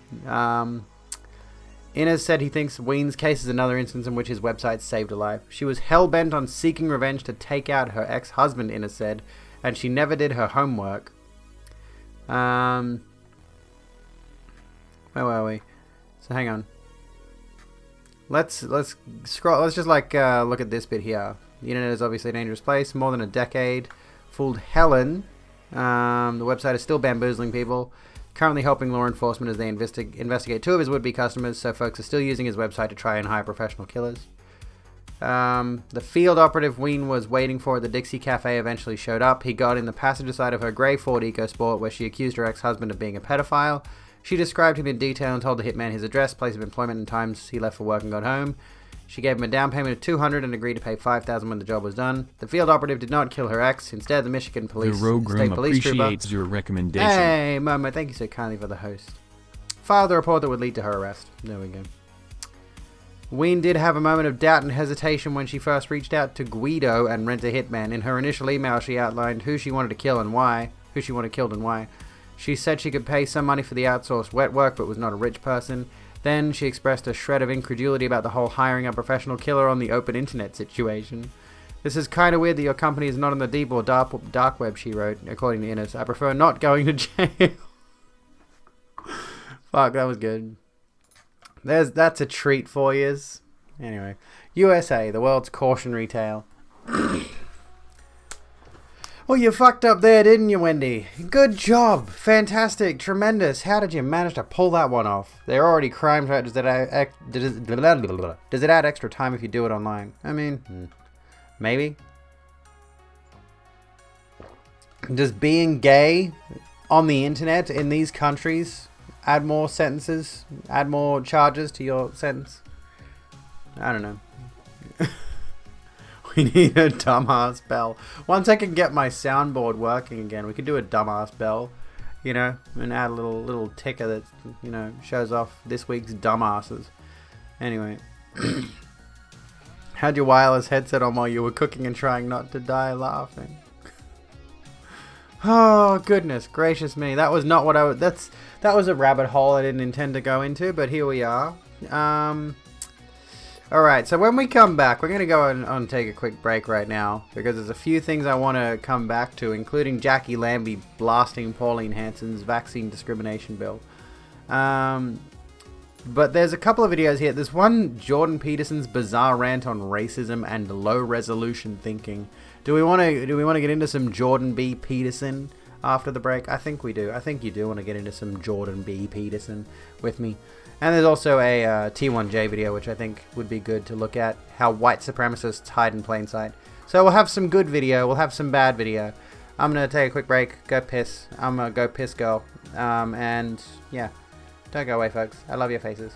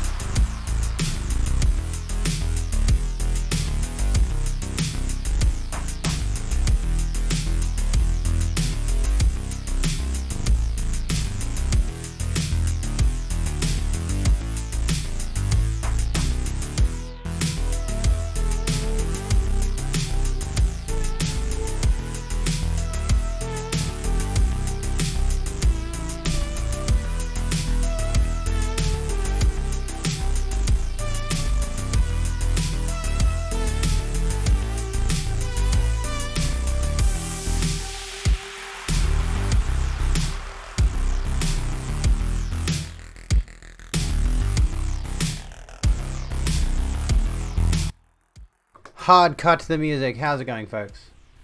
Oh, you're gonna sit there. Okay. Hello, friends. What's going on? What's the news? Well, I mean, I'm your newsreader. So. Hey! 10 out of 10! 10 out of 10! Right a 10 out of 10 every time. Thanks so kindly for the 10 bits, Momo. You're not trying to distract me from Peterson. But I want to watch Jordan Peterson make an idiot of himself again, trying to use big words to sound intelligent. My background and that music reminds you of... I think someone's mentioned Valhalla before. I've heard of it. Yeah. I've not Assassin's Creed Valhalla for anyone who's curious. I would never play an Assassin's Creed game. I have standards. Big words from Big Lobster. Yeah, let's have a look at this. We'll have a look at this and then we'll have a look at Jordan Peterson. Chill game, story driven. So here we go. Black children were jailed for a crime that doesn't exist. Almost nothing happened to the adults in charge. Oh god, this article's big. I don't know if we want to read the whole thing. Judge Donna Scott Davenport oversees the juvenile justice system in Rutherford County, Tennessee, with staggering history of jailing children. She said kids must face consequences, which rarely seem to apply to her or the other adults in charge. I mean, just on the surface, without looking any deeper into this. Children going to prison. No further context. Children, I mean, we already know the prison system is heinously fucked up. This is why, like, any time some TERF, I'm just gonna bring this around to the TERF thing. They'll always go on about women's only spaces and include women's prisons in that. I'm like, okay, so you're in favor of the prison industrial complex because you want to protect biological women's or whatever. You'd rather just support a system that is horrendously corrupt and designed around stripping away a person's humanity. And then we throw children into the mix as well. This is some doomer shit. Chapter 1. Oh my god. How long is this? Like, this is... Good lord. I don't know if we're going to get through this whole thing. We'll read one chapter of it. To get a feel for things. Smudge, don't be a cunt. Anyway. 3 police officers were crowded into the assistant principal's office at Hobgood Elementary School, and Tammy Garrett, the school's principal, had no idea what to do. One officer, wearing a tactical vest, in a place full of children, by the way, was telling her, go get the kids. A second officer was telling her, don't go get the kids. The third officer wasn't saying anything. What the f... Garrett knew the police had been sent to arrest some children, although exactly which children it would turn out was unclear to everyone, even to these officers. Good night, Tilt Shift. Thanks again for that, Prime. And stay safe out there, everyone. How recent is this article, by the way? Not that it matters, you know. The names police had given to the principal included 4 girls, now sitting in classrooms throughout the school. All 4 girls were black. There was a 6th grader, 2 4th graders, and a 3rd grader. The youngest was 8. On this sunny Friday afternoon in spring, she wore her hair in pigtails. A few weeks before a video had appeared on YouTube, it showed 2 small boys, 5 and 6 years old, throwing feeble punches at a larger boy as he walked away, while other kids tagged along, some yelling. The scuffle took place off school grounds after a game of pickup basketball. One kid insulted another kid's mother, is what started it all. Screenshots from a heavily filtered video showing a scuffle that appeared off school grounds. The police were at Hobgood because of that video, but they hadn't come for the boy who threw punches. They were here for the children who looked on. The police in Murfreesboro, a fast-growing city about 30 miles southeast of Nashville, had secured juvenile petitions for 10 children in all who were accused of failing to stop the fight. This thing doesn't happen to adults, by the way. Like the whole... I think there is... Yeah, that isn't a crime. That's not a thing. That was an episode of Seinfeld. That was the ending of Seinfeld. I think this very notion here was so ridiculous they wrote the final 2 episodes of Seinfeld around it. Officers were now rounding up kids even though the department couldn't identify a single one in the video, which was posted with a filter that made faces fuzzy. Was it the button? Yeah, I think. What was clear were the voices, including that of one girl trying to break up the fight, saying, "Stop Tay-Tay, stop Tay-Tay, stop Tay-Tay." She was a 4th grader at Hobgood. Her initials were EJ. The confusion at Hobgood, one officer saying this, another saying that, could be traced in part to absence. A police officer regularly assigned to Hobgood, who knew the students and staff, had bailed that morning after learning about the planned arrests. The thought of arresting these children caused him such stress that he feared he might cry in front of them, or have a heart attack. He wanted nothing to do with it, so he complained of chest pains and went home with no warning to his fill-in about what was in store. Also absent was the police officer who had investigated the video and instigated these arrests, Crystal Templeton. She had assured the principal that she would be there. She had also told Garrett there would be no handcuffs, the police would be discreet, but Templeton was a no-show. Garrett even texted her house timing, but got no answer. Instead of going to Hobgood, Templeton had spent the afternoon gathering petitions, then heading to the Rutherford County Juvenile Detention Center, a two-tiered jail for children with dozens of surveillance cameras, 48 cells and 64 beds. There she waited for the kids to be brought to her. In Rutherford County, a juvenile court judge had been directing police on what she called our process for arresting children, and she appointed the jailer who employed a filter system to determine which children to hold. The judge was proud of what she had helped build, despite some alarming numbers buried in state reports. Among cases referred to juvenile court, the statewide average for how often children were locked up was 5%. In Rutherford County, it was 48%. Duty to assist is a legally and ethically fraught concept, and yet basically doesn't exist except very specific circumstances. Can I even do this? I bet I can't do this. I cannot do this. Okay. Can we get some All Cats Are Beautiful in chat, please? Anyway. Rutherford County locked up kids in almost half of cases. Tennessee used to publish statistical reports on juvenile courts statewide for the last year available, 2014. We compiled reports for all 98 courts. Rutherford County locked up kids in 48% of its cases, eclipsing every other jurisdiction. The graphic below shows the top 50 courts. The state stopped publishing this data even as it figured prominently in a lawsuit against Rutherford County. Jesus fucking Christ. This is heinous. Good lord. Like I said, we're only going to read the one story. I think we can get the gist of this. In the assistant principal's office at Hobgood, the officer telling Garrett not to get the kids was Chris Williams. Williams, who is black, had been a Murfreesboro cop for 5 years. What in the world, he thought, when he learned what these arrests were about. At Hobgood, 2/3 of the students were black or Latino. Williams wondered if such arrests would be made at a school that was mostly white. He had a daughter who was 9. He pictured her being arrested. This is going to blow up, he thought. I'm going to end up in federal court over this. He considered quitting, but instead tried to get someone to intervene. Tucked in an office corner, he called a sergeant, a lieutenant, and a major, but couldn't find anyone to call it off. The officer not saying anything was Albert Miles III. Growing up, Miles, who was black, had friends who hated the police, but Miles' dad was a cop. Miles wanted to prove the police could be trusted. That afternoon, Miles had been pulled out of roll call along with another officer. A sergeant told the two to go arrest some kids at Hobgood. The sergeant didn't say why, but at Hobgood, Miles started picking up details. Miles, too, wondered if these arrests would happen at a school full of white students. You found an autism thing. Assigned cute at birth, assigned cat at birth, assigned magical at birth. All cats are bastards.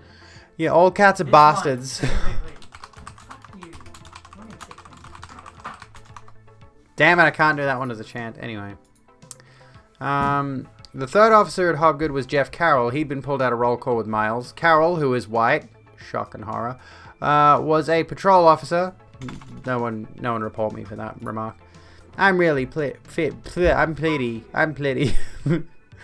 I think Maddie's a bit pissed off with Smudge, which is understandable. Get out of my room. I'm really pretty. Thank you kindly. He's a little shithead at the moment. Can we get some Smudge as a fucking asshole in chat? Just chuck him back in the kitchen where he belongs. Anyway, was a patrol officer and a SWAT team member. In evaluation, supervisors praised him as a leader, cool under pressure. Carroll had no idea what these arrests were about, but his sergeant had ordered them and he followed orders. Of course, he was just following orders. You know who else was just following orders? Just making a casual throwaway remark there that means nothing. Carroll was the officer telling the principal go get the kids. Garrett asked if she could call their parents first. Smudge is a sod, that'll do. That's a good one. Wait, who started that one? Did you start that one? No? Okay. Oh. Was it Draco? Okay. Smudge is a sod. Yes, he is. Garrett asked if she could call their parents first. Carroll told her no. Garrett told the police that one girl had diabetes and got treatment when she arrived home after school. Please, the principal said, let me call her parents. On this, the police ultimately compromised, saying the girl could get a shot in the nurse's office before being taken to jail. How old was this kid? They were like what, a fourth grader, third graders, and a second grader or something like that. So these are young children. Of the two officers telling Garrett what to do, get the kids, don't get the kids, Carol seemed the more aggressive, the principal would say later. She agreed to get the kids. Having these arrests take place at Hobgood was not something the school officials wanted. They wanted kids to feel safe at school. Garrett grew up poor, 9/10 of her students poor. Years before, Hobgood had struggled academically. Now it was a celebrated success. Garrett and her staff had worked to build trust with parents, with students. I don't give up on kids, Garrett says. But she knew that trust is fragile and trauma endures. 8+, so ages 8 and up. You know. Stop chanting chat, you lemmings. As Garrett gathered the girls from their classrooms, she believed the police would at least avoid a spectacle. School let out at 2:30. That was minutes away. Garrett's understanding was that the police would keep the girls in the office until school was dismissed and everyone else was gone. Garrett rounded up the 6th grader, a tall girl with braids who had visions of becoming a police officer.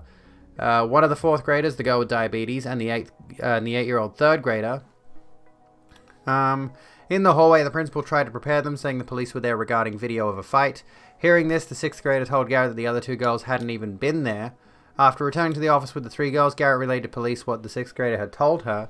Her words were barely out when Carol made it clear he'd had enough. Garrett said later when interviewed as part of an internal police investigation. Eat me full.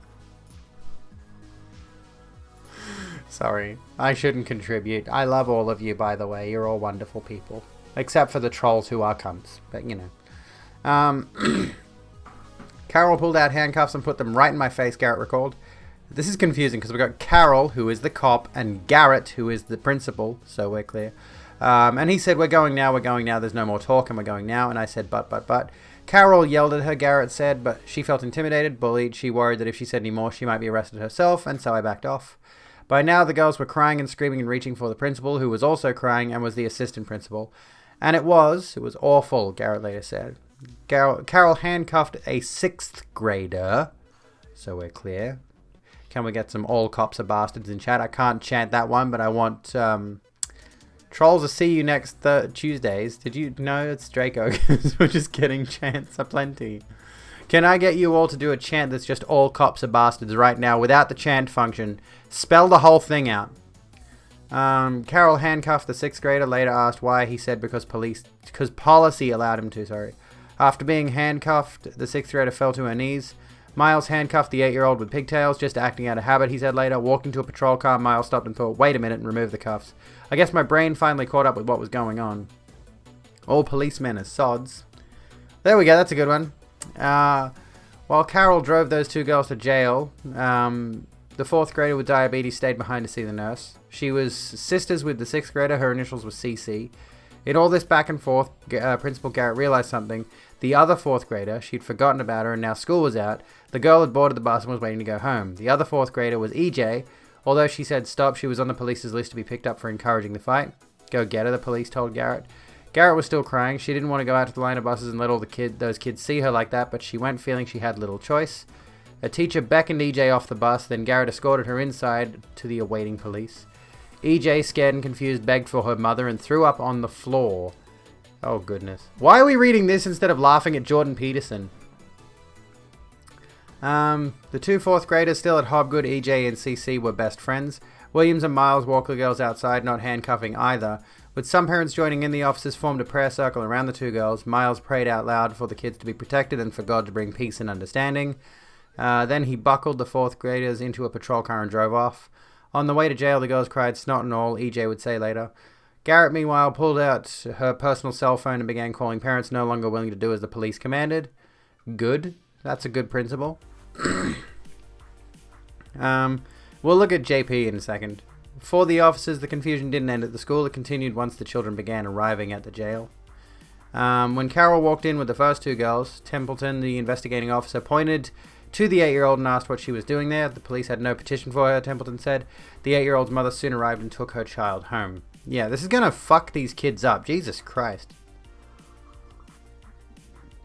Earlier this year, the police force called me asking for donations. I hung up on them, but I was tempted to see if I could get them to say all cats are beautiful. Lol. Yeah, look at this contrast here.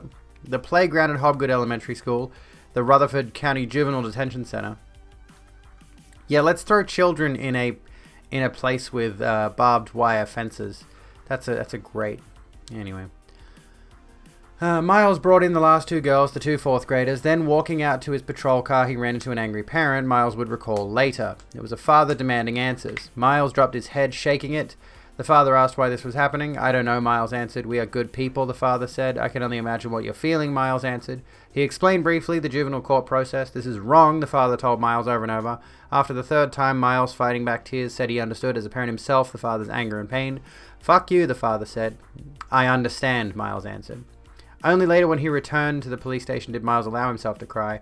When the parent asked why this was happening, Miles had been unable to say, but the answer traces to individual missteps and institutional breakdowns, all on a grand scale. What happened on that Friday and in the days after, when police rounded up even more kids, would expose an unsettling culture in Rutherford County, one spanning decades. In the wake of these mass arrests, lawyers would see inside a secretive legal system that's supposed to protect kids, but in this county did the opposite. Officials flouted the law by wrongfully arresting and jailing children. One of their worst practices was stopped following the events at Hobgood, but the conditions that allowed the lawlessness remain. The adults in charge failed, yet they're still in charge. Tennessee systems for protecting children failed, yet they haven't been fixed. There we go. He grew up playing with used car tires. So here we go. We got a PBS video on this. Tennessee judge jailed minors on bogus charges following playground fights. Is this the same thing? New investigation by ProPublica. Yeah, this is the same dealio.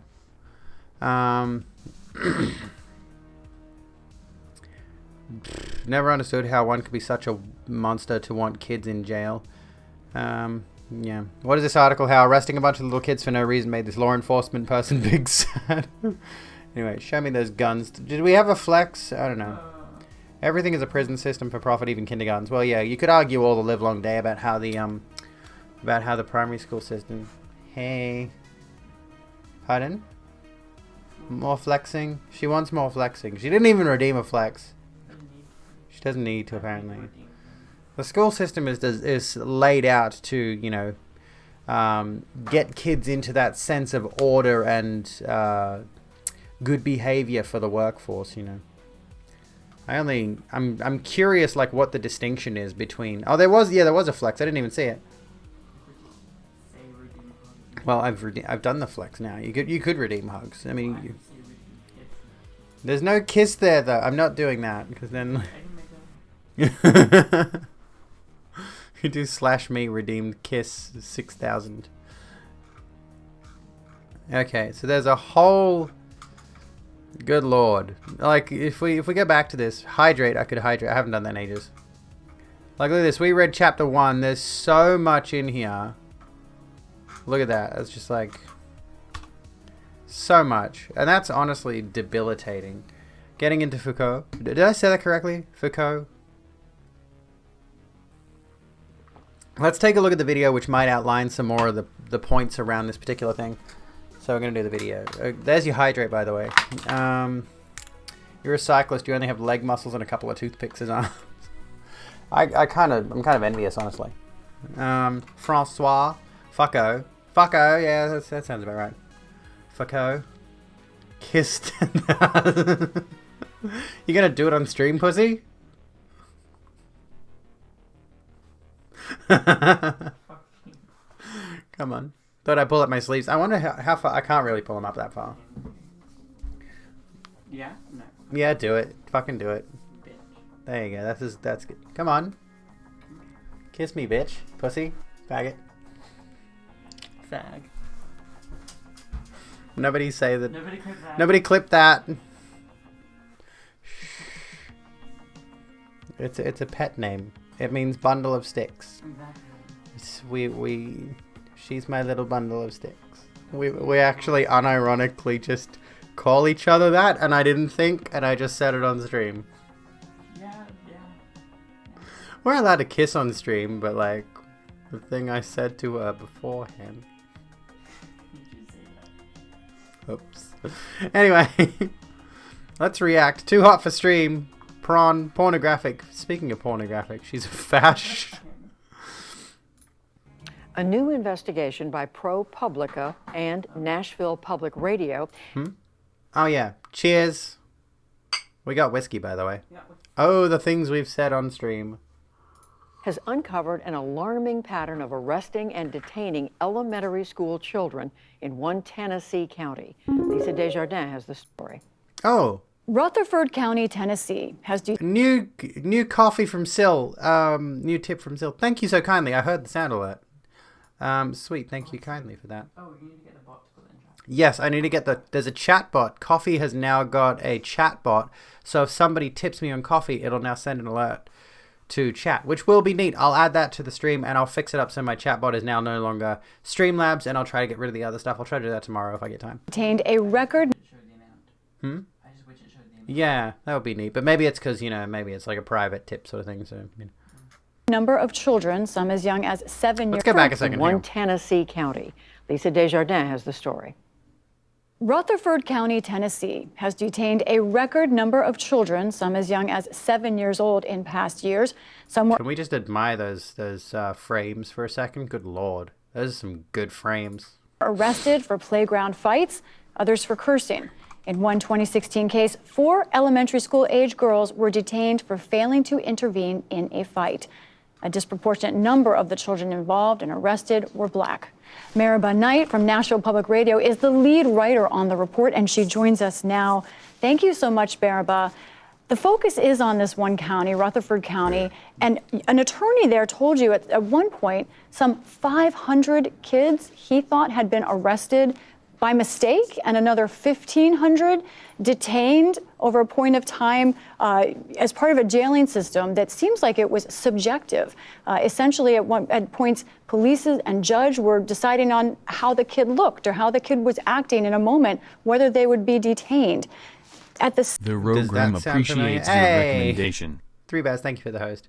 Yeah, does that sound familiar to you folks? You know, a system where they just sort of judge on how a person looks and then arrest them, perhaps, maybe. Weird how that seems to be a pretty recurring theme when it comes to police arresting people. Huh. Anyway. Center of your story is the arrest of 11 children surrounding that idea of a fight, who intervened, who didn't. Can you explain exactly what happened with those kids and how? Yeah, thanks so much for having me. Essentially, you set it up really well. There were 11 children in all. I was referring to my partner's love of maps. Oh, God. No. When you think about what maps means, let's not reference maps in this channel at all. Were arrested for watching a fight. The 2 that were actually involved in fighting were so young, 5 and 6, that they weren't culpable for their actions, but the other children were. And they were arrested under the charge of criminal responsibility, which, as we outlined in the story, was not even a real charge. It's a prosecutorial theory. So one can't be charged with criminal responsibility. One can be, say, charged with assault under criminal responsibility. But that's just the beginning of kind of the myriad mistakes that happened in this case. It was a mistake to draw attention to the word map, wasn't it? Nays are all going to start talking about your favorite things relating to cartography. So yeah, they wound up arresting 11 kids in total using this charge. There were an 8-year-old with pigtails arrested and handcuffed. A 6th grader fell to her knees. A 4th grader threw up in the assistant principal's office when she found out she was being arrested. It was just a terrible, terrible experience for these children and a terrible moment for this system. But it really shined a light on what was happening. Help us understand the role of those in power who seem to even create this system, an elected judge, and then also police officers. How did this happen? Yeah, so these arrests, as you outlined, took place in Rutherford County, which, as we write in the story, had been illegally arresting and jailing kids for years, all under the watch of one judge, Juvenile Court Judge Donna Scott Davenport. She has been the county's only juvenile court judge since 2000. There we go. When the court began. And she has a really outsized role. She oversees the courts and she oversees the juvenile jail. This is a woman that really fucking hates kids. And up until this incident, she directed police on what she called our process for arresting kids, which basically was... She looks so nice. Like, people that look like this are usually nefarious. They're usually hiding some deep, dark secret, if not literally a graveyard under their houses. I don't trust anyone that looks like this. She oversees the courts, and she oversees the juvenile jail. I know that's generalizing. I don't give a shit. Up until this incident, she directed... It's basically the Trunchbull, but they've dolled herself up a little bit more. She refers to them as her children. Oh, okie dokie. Police on what she called... Hey, she's the personification of evil carrying a rosé bottle. Excuse me, I drink rosé. Thank you very much. And I don't look like this cunt. When was the last time you drank rosé? I don't know, but I need to drink more. Probably when I first came here. Yeah, actually, yeah. When we first met. There we go. Our process for arresting kids, which basically was every child who was arrested, even for something minor like this or like truancy, they must first go to the jail. The judge... Her brain and haircut stopped evolving in the/her 50s. Judge told law enforcement this explicitly in a memo. This is not normal routine procedure with children. Then the second part of this is that once they got to the jail, they were subjected to something called the filter system, which was implemented by the jailer, Lynn Duke. And that was an overly broad assessment of what a child was deemed, whether a child was deemed a true threat. I can talk more about that, but it was overly broad, it was illegal, and it was happening for decades. You know, there's a lot of discussion about this topic of what incarceration does. The judge in this case has argued on radio shows that this policy was meant to build character and that kids would come out of this detention system better. What did you find about how kids were affected? I had an interview with one child. I've got a hot take on Twitter here for you folks. Just a steaming hot take. Who simply said to me, "We're not coming out better." Oh, okay. This has affected children in so many ways. We opened the story with this mass arrest. The children involved in that, many of them had to go to counseling. They were lucky enough to get settlements. Who wears the frame best? They both got the same frames. From the county where there was money earmarked for counseling. But I talked to them and they had bad dreams. She's sending me funny avatar memes while I'm trying to watch a serious news video about children going to fucking prison. They were, yeah, all of them but Kyle, right? Scared they were going to get picked up at school and arrested again at any moment. There was another young man we spoke to who was kept for 4 days and denied his medication for bipolar.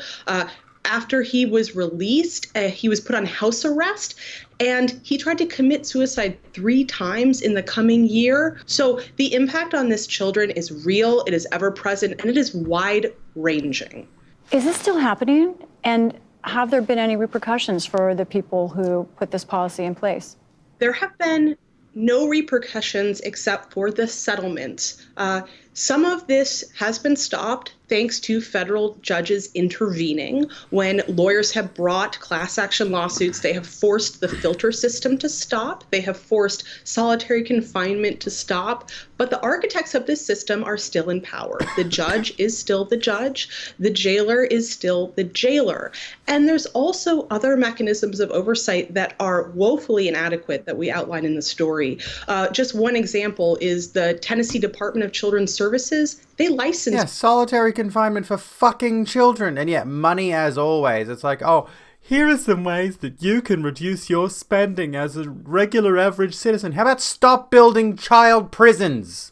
Juvenile jails across the state. They inspected this facility twice a year, and never once did they flag this illegal system. And it was right there in black and... Kids in prison should be an illegal system. ...and white in the manual for this facility. So, yes, there's been some consequences as far as money and payouts to families, but the architects are still there, and the systems of oversight are still inadequate. Such important reporting. Maribel Knight of Nashville Public Radio, thank you for joining us. Thank you so much for having me. So yeah, that's oh here we go. 66% of minors in U.S. juvenile facilities were held for over a month, while 24% were held for more than 6 months, and 8% were held for over a year in 2019. Is there more there at the end? Knowing my luck, if I upload this VOD, it's gonna get copped by PBS or some bullshit. But you know, here we go. Yeah, there's a story that we could. That's fun. That's fun, isn't it? One of those 11 kids was stuck in solitary 2 days, I think, for standing by the window, only to be used but for their safety, if at all. I mean, yeah, there should be centers for children who are in, unfortunately, abusive environments to keep them safe and healthy and well-fed and taken care of. But there certainly shouldn't be fucking prisons. You cannot justify the existence of the prison system. Prisoner number 328A5M, convicted September 3rd, 1998. Truancy, sentenced 25 days, up for parole in 12. Fuck. That's grim. That's grim. Oh my goodness.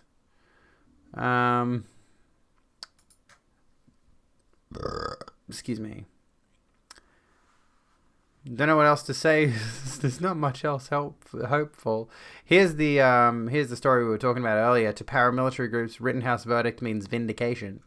Anti-vaccine elements on the right grow more emboldened by the day.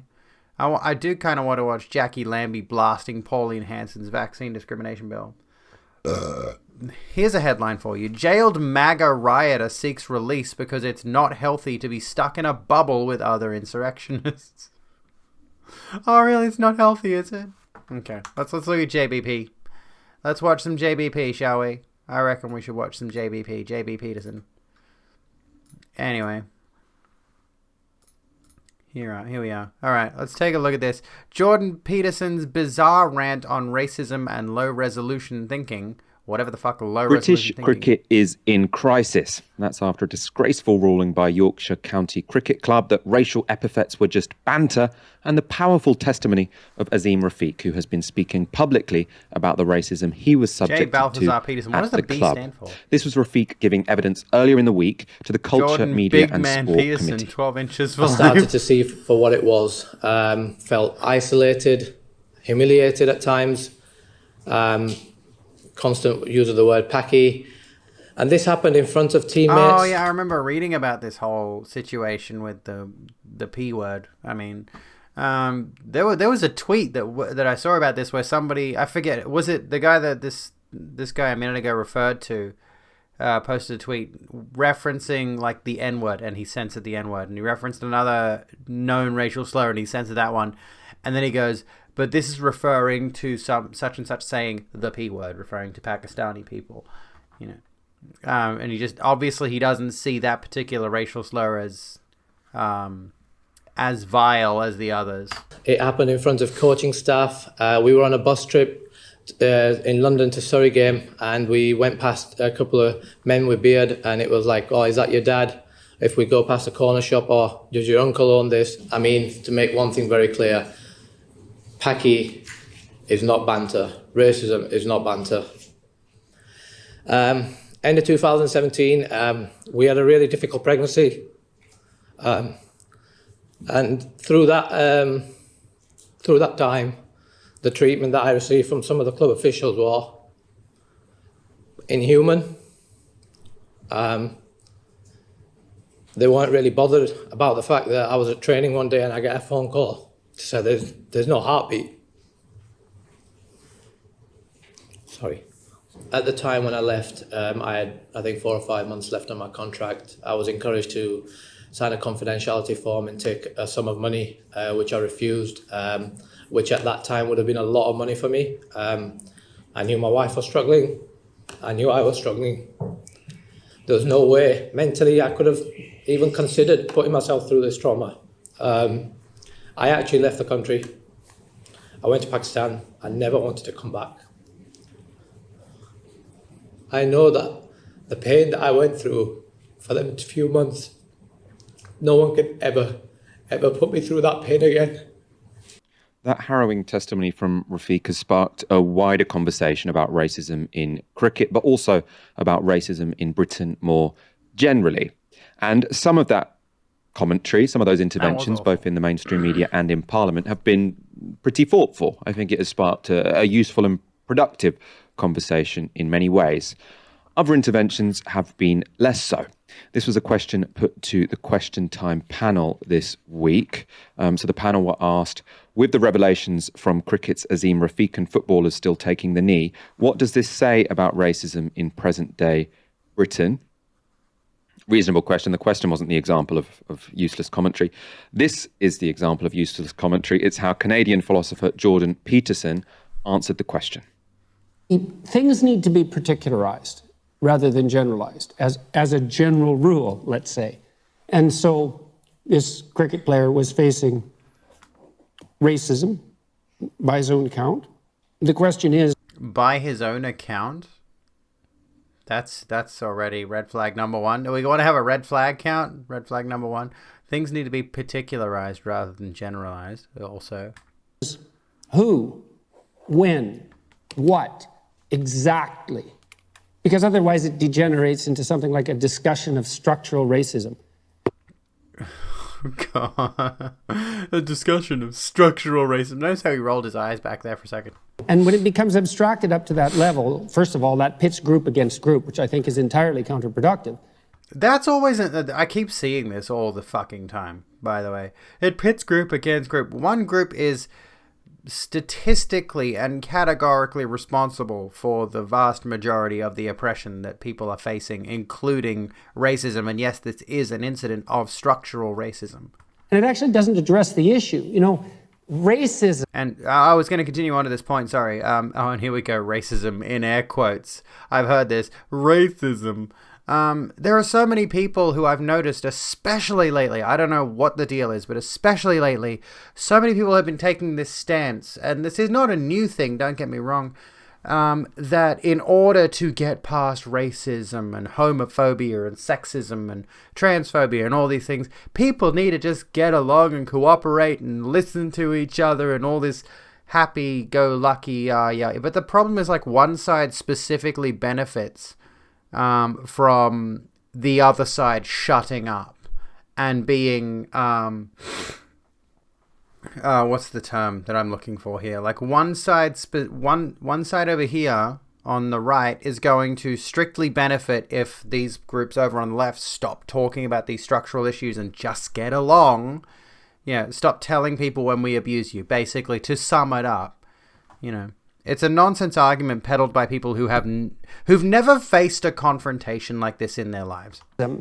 Is a global and vague term. Sorry, but why did you put it? Why did you put it in air quotes? Somebody do that. What did that mean? Because I said it was a global. What's racism mean, Jordan?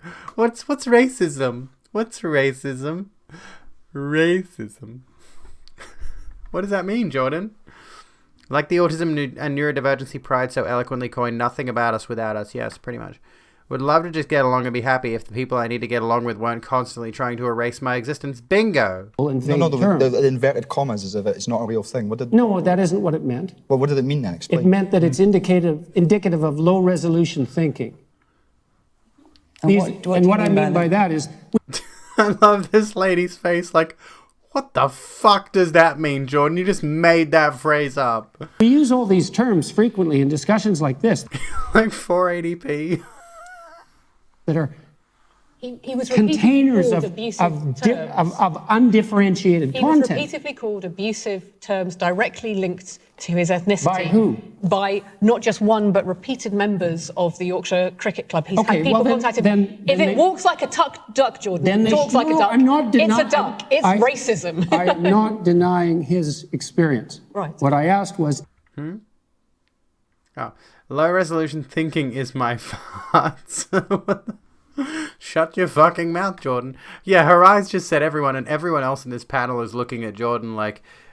I don't know any of their stances on anything else. They could be complete right-wing reactionaries for all I know, but everyone in that panel was looking and thinking, it's like, holy shit, dude, you don't put racism in air quotes. Exactly who and when, and you just answered that question. So I would say those specific people should be held specifically to account for their actions before any movement up the abstraction hierarchy to a discussion of something like structural racism. This is a result of structural racism. This is the problem that Jordan seems to miss a lot. Like, any time I've seen him discuss these kinds of things, it always seems to boil down to he really wants to focus on the individual incident rather than admit that there is a structural problem. He really doesn't want there to be a structural problem. He wants to absolve any of the perpetrators of that structural problem of the responsibility of causing it in the first place. Which I don't think is helpful. Well, he has talked about institutional racism in cricket. He says that's what he's experienced as a term, institutional racism. Right, I know. And like I said, I believe that abstracting up the problem to that level of analysis does no good because it pits groups against groups. I think it... Everyone should all just get along. He is getting frustrated. It's fucking hilarious. Biggest problem with racism is that anything linked to ethnicity and nationality these days is immediately connected to racism, and conversations can't really be had. I don't know about that. Exacerbates the problem. The concept of structural racism. This guy's reaction. It's too imprecise. It doesn't address the issue. Now, that does not mean racism does not exist. That is not what I'm saying in the least. He's trying to redefine what racism is in this specific context, or in any context, honestly. Kind of don't agree with the notion of don't talk about group issues that you aren't a part of. If a group of cis people talking about trans folk, I would rather one of them be knowledgeable and able to speak, and be able to speak our issues than for none of them to. I mean, this was brought to my attention recently. Well, not brought to my attention specifically, but there was a tweet that went out for Trans Day of Remembrance or Trans Awareness Week by Twitch, talking about how they're collaborating with Team Transtopia, which is a really unfortunately named Twitch team because it could really easily be misinterpreted as Team Transphobia, which we don't want, but you know.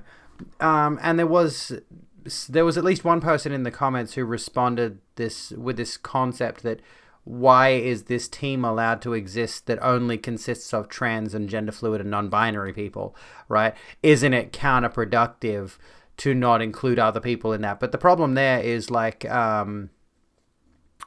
what was the specific term used to refer to when you open up let's just say, for example, if Twitch wanted to talk about trans issues with the trans community, for example, just using this specific little anecdote, it benefits them to talk to a team that consists of the minority that is affected by transphobia. So it's not a bad thing to have cisgender people talking about transphobia and discussing the issue and having all that sort of thing.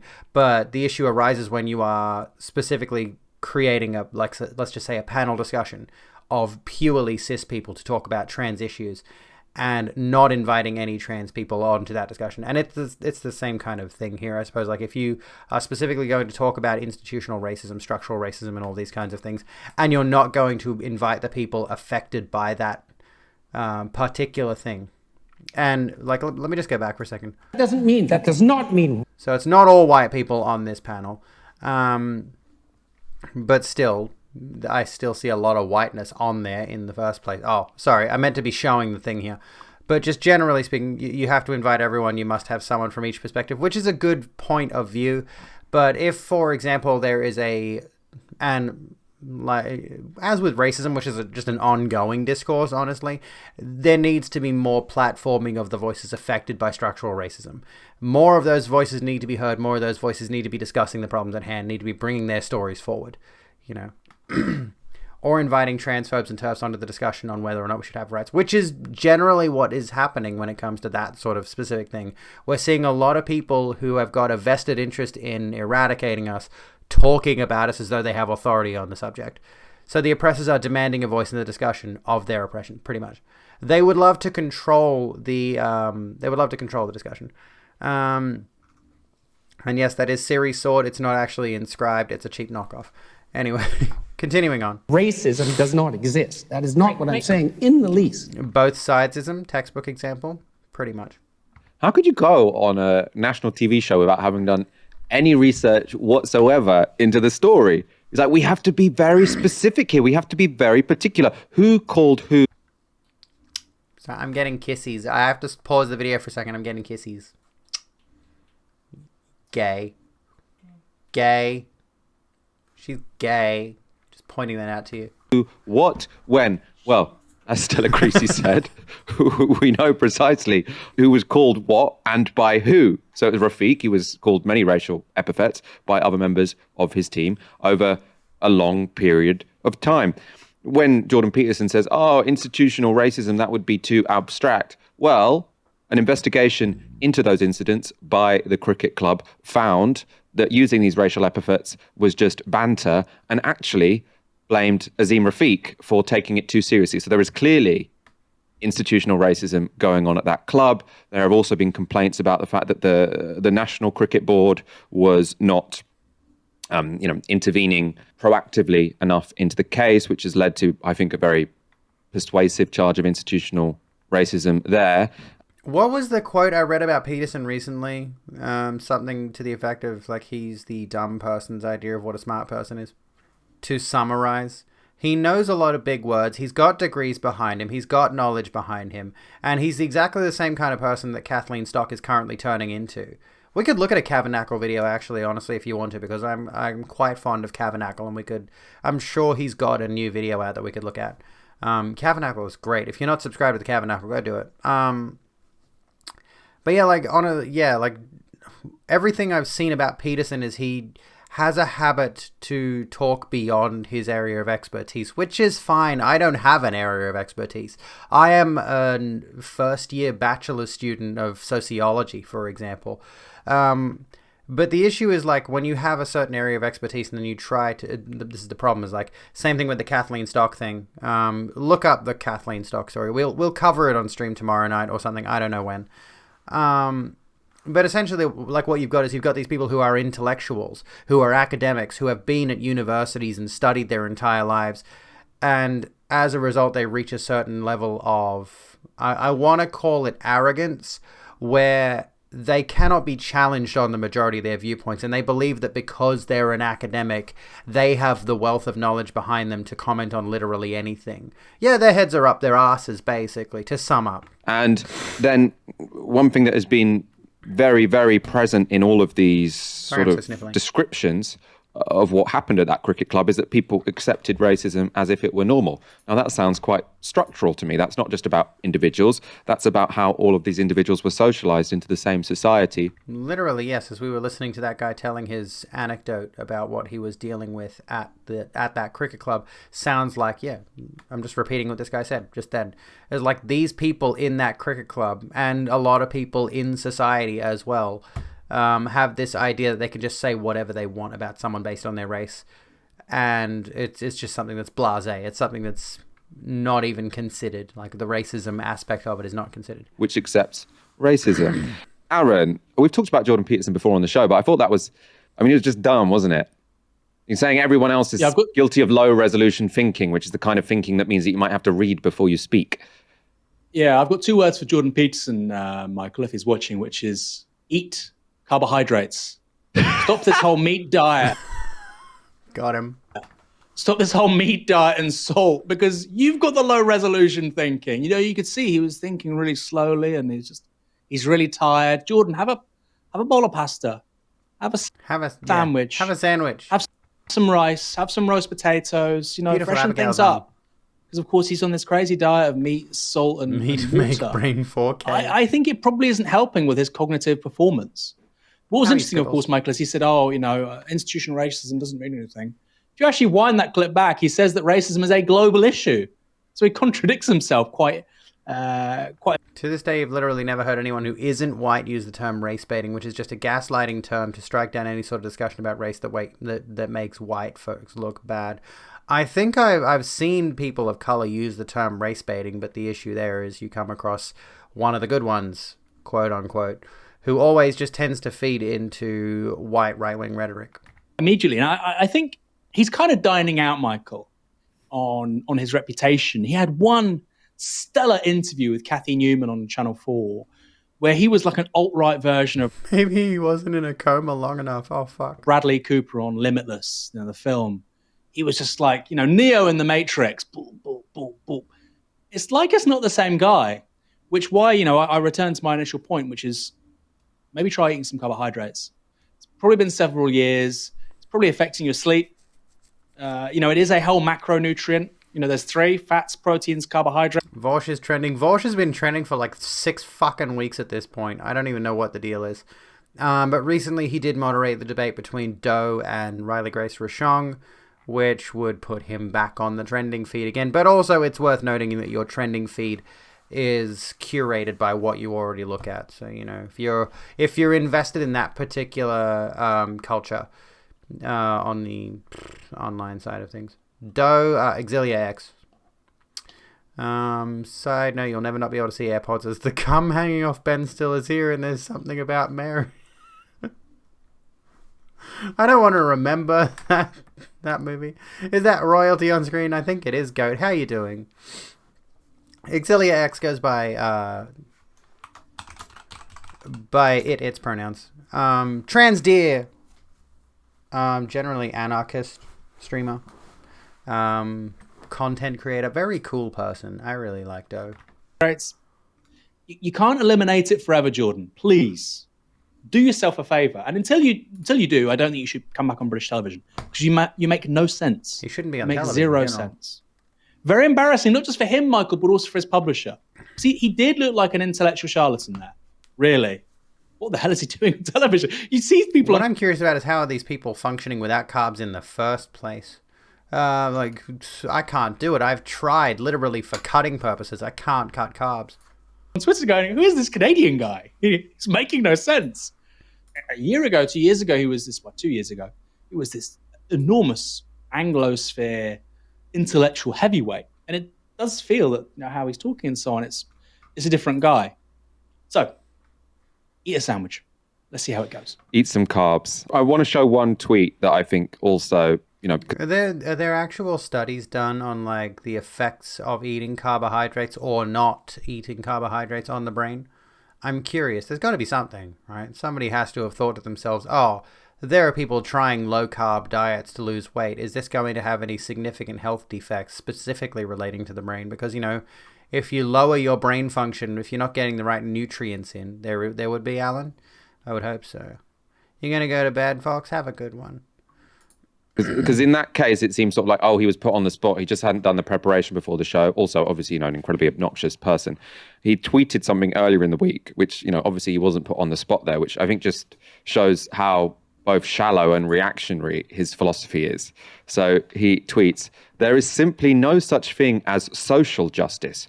Whatever those who rely on this cliched phrase are aiming at has nothing whatsoever to do with justice. Justice is mated out at the level of the suffering individual." But who is it mated out by? It doesn't make any sense. What about unjust laws? How does that fit into that framework? What about an unjust distribution of resources? How would you... And this, like, I just want to go back to this tweet for a second. That's just yet another way to frame certain things.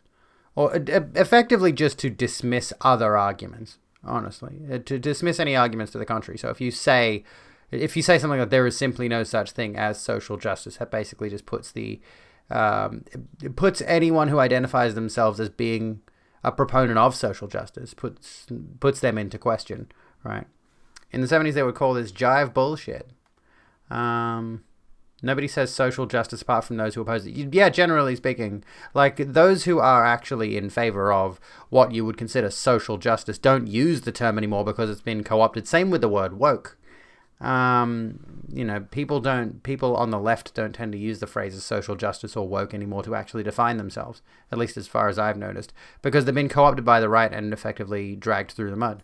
Joel, who is it mated out by? It doesn't make any sense. What about unjust laws? How does that fit into that framework? What about an unjust distribution of resources? How would you possibly describe that without mentioning society or the state or the economy?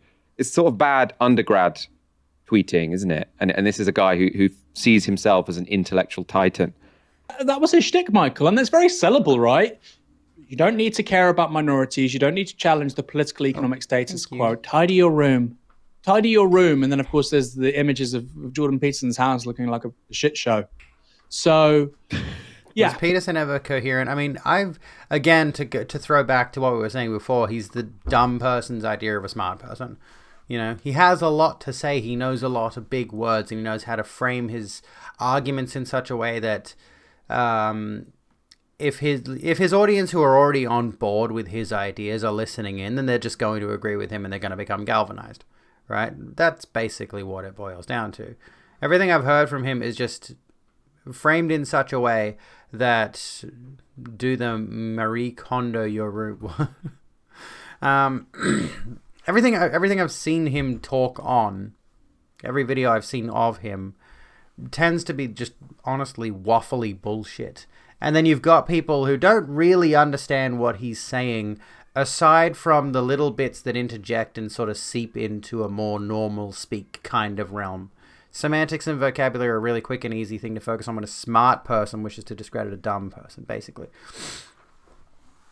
The right has had some really impressive, especially English-speaking right, over the last 100 He's gone through clear mental instability and issues. You feel bad attacking him. Yeah, I mean, I get the jabs about his diet and all that sort of thing, but yeah, it's quite clear the guy has got numerous issues beyond just the diet, and honestly, the strictly meat diet, if he's genuine about that, is the thing. I will say, it wouldn't strike me as unusual for him to be not telling the truth on that. I mean, does he have any reason to, I don't know. I just feel like it'd be a bad idea to stick to that kind of diet when it wouldn't be the healthiest thing. Peterson talks like your father-in-law. Both are chodes who know nothing and haven't been in contact with reality since approximately 1987, but spout their dumb shit with a lot of thesaurus abuse. Anyway, the whole medical-induced coma to get off benzos was wild. I mean, yeah, there's that too.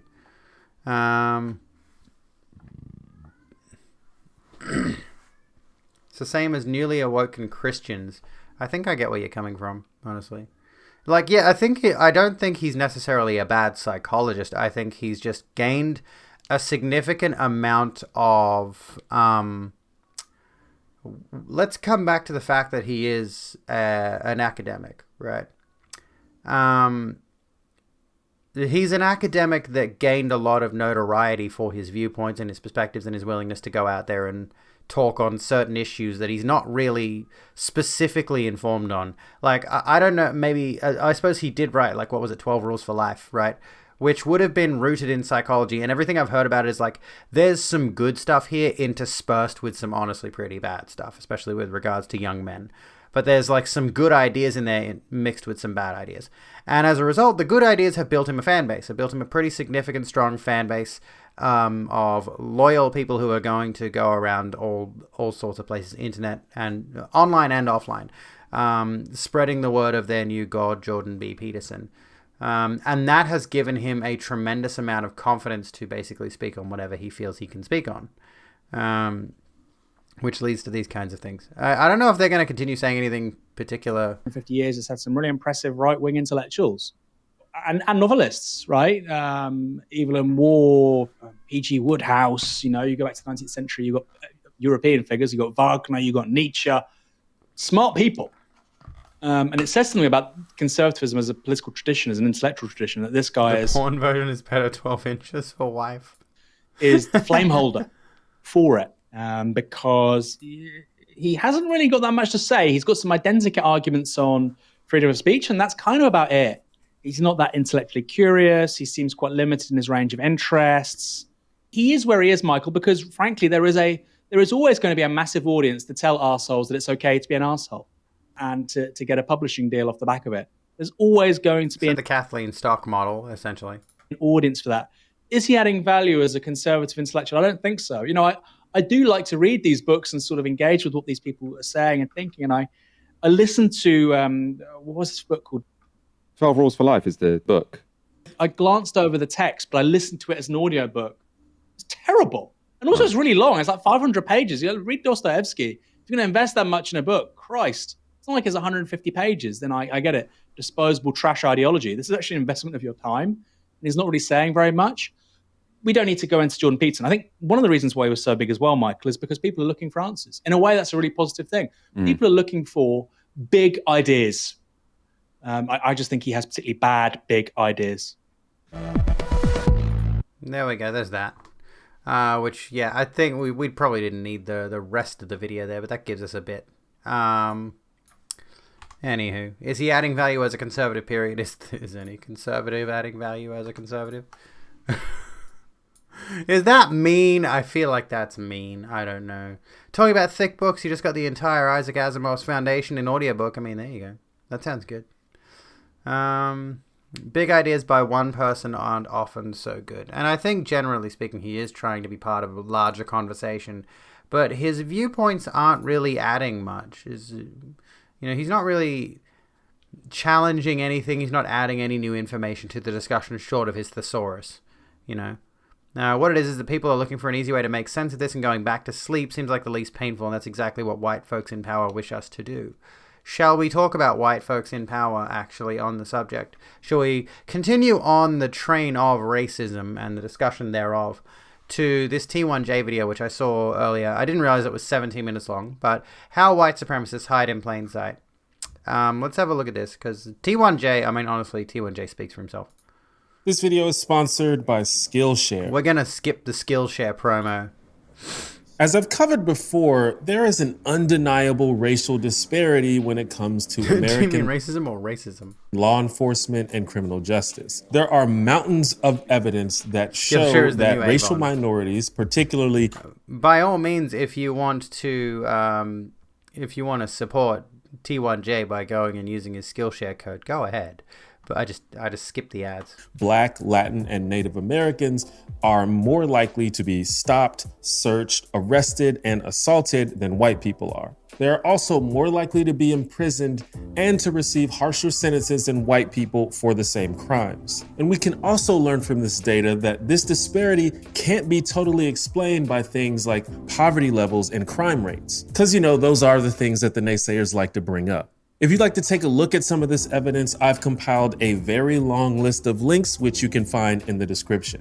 Now, I'd be willing to bet that most Americans who aren't white have no trouble conceptualizing the idea that the police force might sometimes have racial biases, since non-white people generally deal with racist and racially insensitive people all the time. And there's no reason to think that police officers are somehow magically immune to this. But for some other people, this might not be as obvious, and anecdotes aren't always very convincing, which is why I personally try to look at things like studies and reports, which are usually a little more objective. Now, I could be wrong, but I think the majority of Americans these days are not overtly hateful to people of other races. Like, I live in Alabama, and people ask me all the time.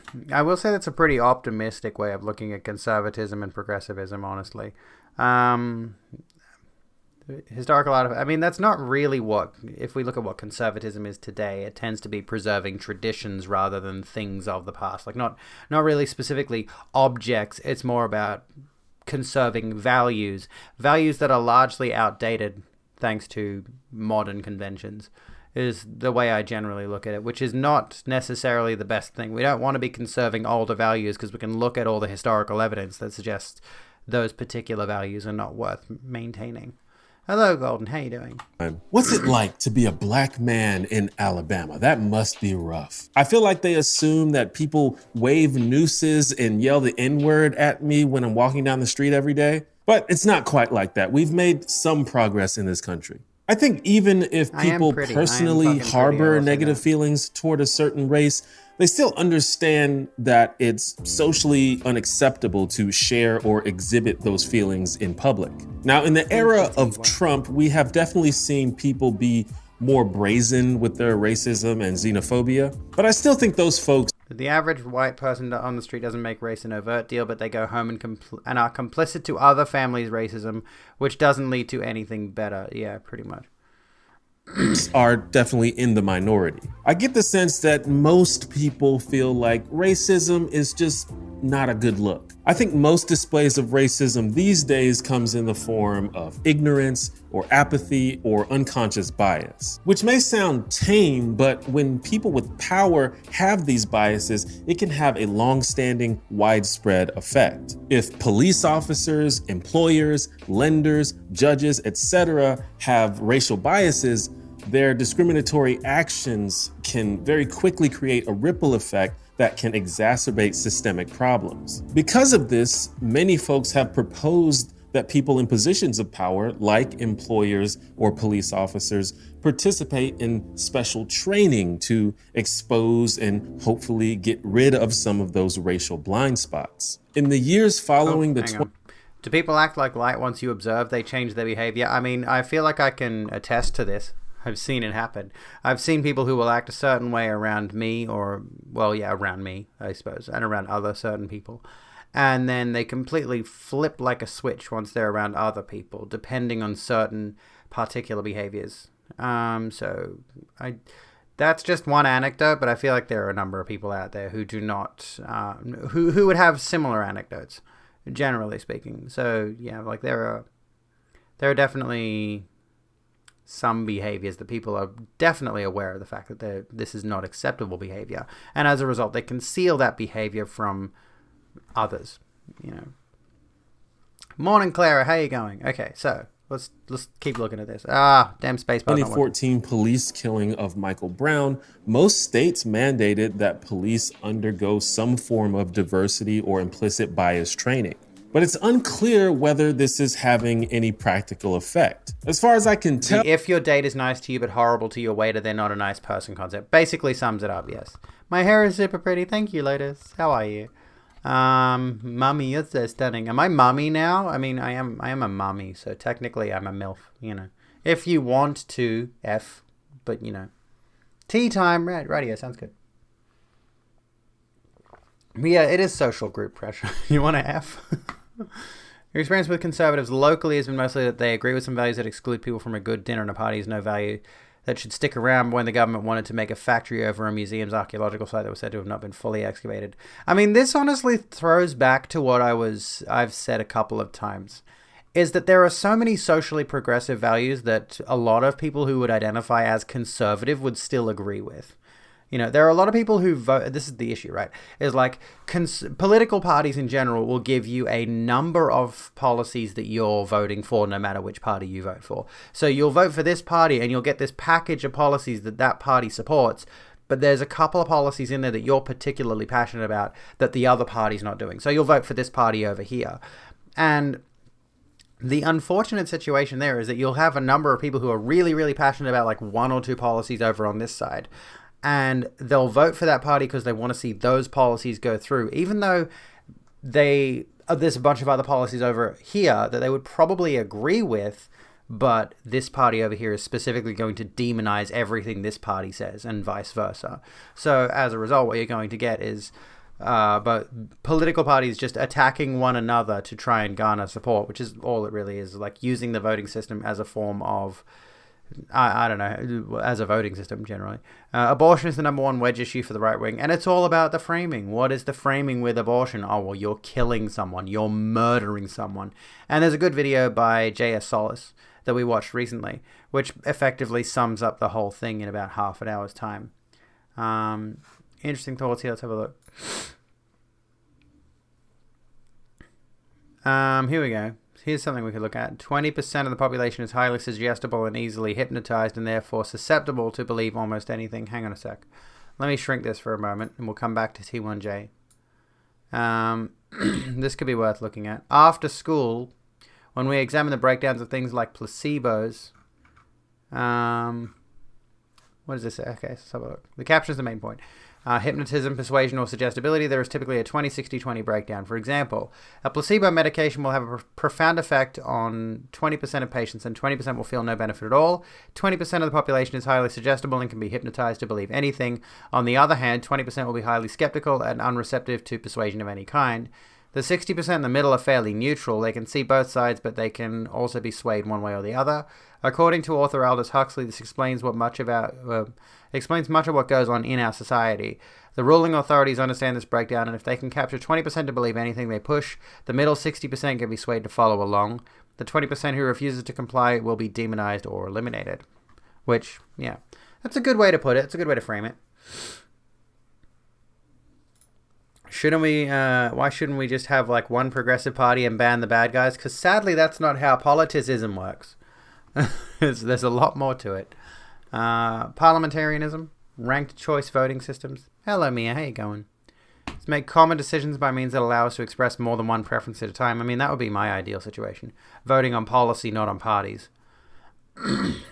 Well, the rates of police harassment and brutality haven't changed all that much since then. But that wasn't that long ago, so new studies could come out. Is it objective or subjective? Bad guys is too subjective? Or is it too objective? Is that what you mean? I don't know. Anyway.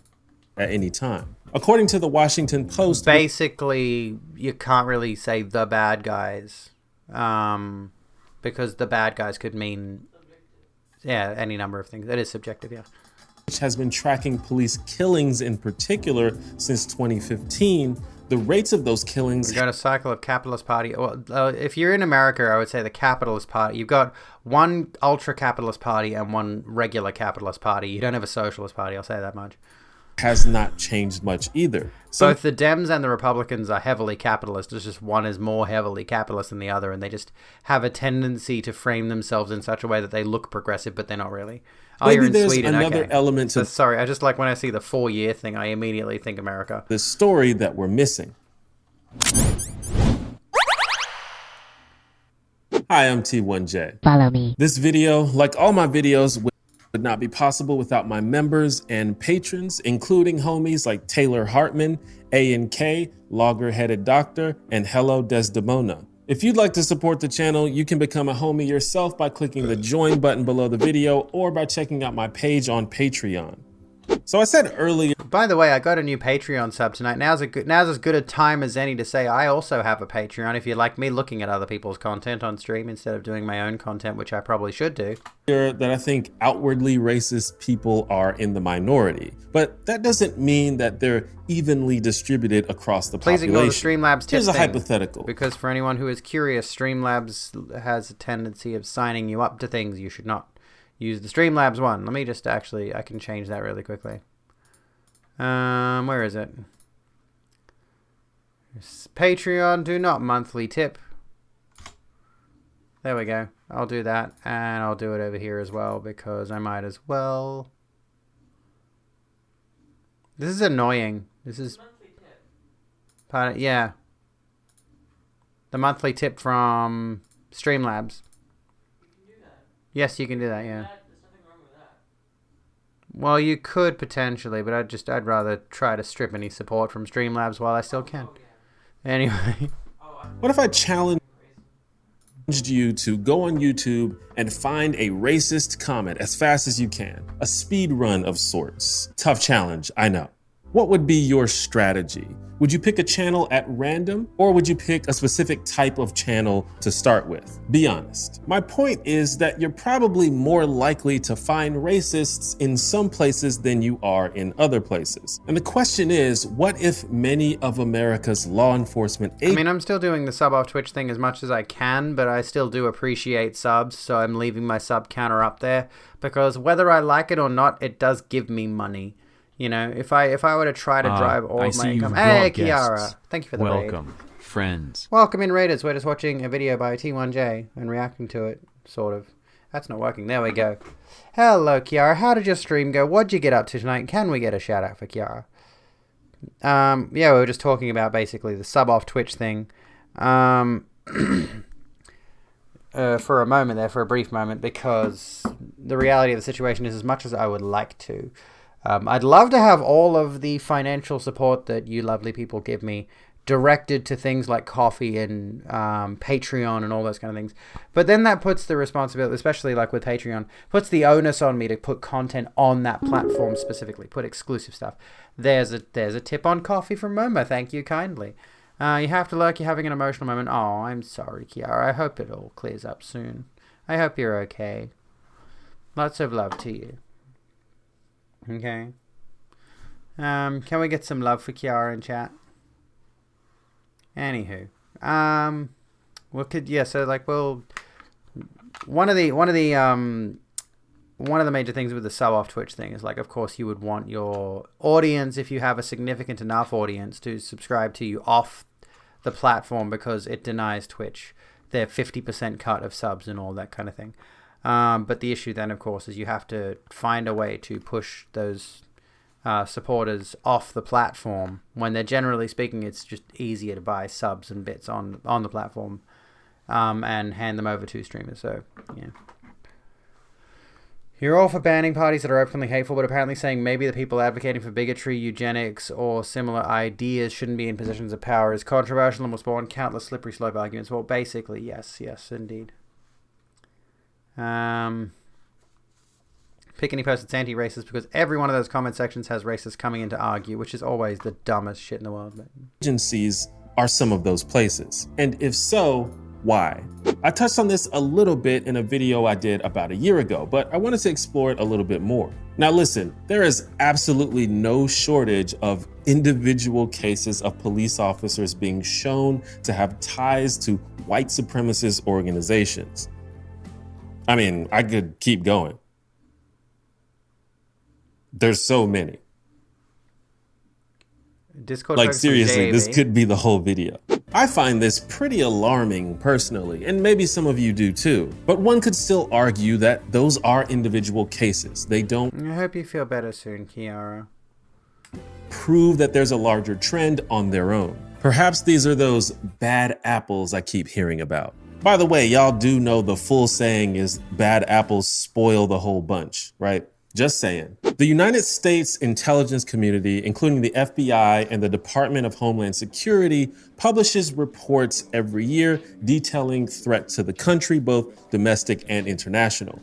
And the threat of white supremacists, neo-Nazis, and other far-right ideologies has been a common trend in those reports for decades, to the extent that right-wing extremists are usually classified as the most dangerous domestic threat that this country faces. And our hyper-fixation on Muslim extremists since 9/11 has often been credited with helping these racist movements grow under the radar. But the activity within these groups has spiked since the rise and eventual presidency of Donald Trump. From the deadly rally in Charlottesville near the beginning of his presidency to the storming of the US Capitol that marked the end of it. Now, to be fair, right-wing extremists is a broad category that can include several different movements. But there are usually some general overlaps, like mistrust, if not outright disdain for the federal government, and straight white Christian identity politics. In a 2020 report, former Homeland Security Secretary Chad Wolf wrote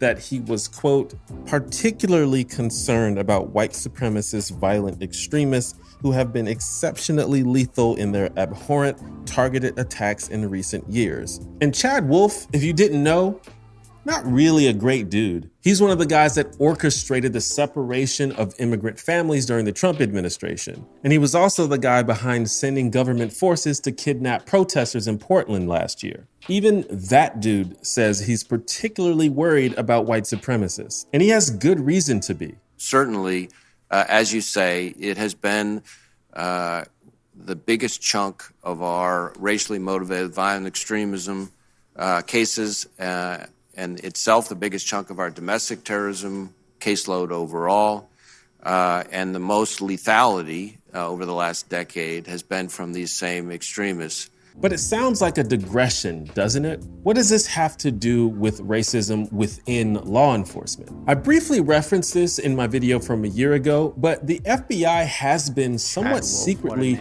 investigating the infiltration of local and federal law enforcement by white supremacists for many years. They released a heavily redacted report in 2006, which acknowledges that white supremacist leaders and groups have historically shown an interest in infiltrating law enforcement communities. But also, in addition to its historical interest, white supremacist leadership has also engaged in recent rhetoric that encourages followers to infiltrate law enforcement communities. Most of the examples that they would give have been redacted, but it's clear that this has been a concern for a long time. This report also mentions something they call ghost skins, which is law enforcement today were originally slave drivers. Yeah, there was a comparison made between like the current 6-pointed star badge and the badges of what were they called? There were these guys who were back in ye old Wild West days. They had a very similar design, 6-pointed star badge, and their entire job was to track down escaped slaves. Like, quite literally. It's the same badge. Yeah, they just rebranded it. It's the entire reason we have a police force. Which is why it's so wild to me when people go head over heels in defense of the police system, when the police system itself is a relatively recent concept in the grand scheme of things. Effectively, yes, slave patrol, basically. They would go down hunting down escaped slaves to either bring them back or to execute them. And yeah, in the grand scheme of things, socially speaking, the police system, so to speak, is a relatively new concept. The way we have law enforcement laid out today is a relatively new concept in terms of our society. So, yeah.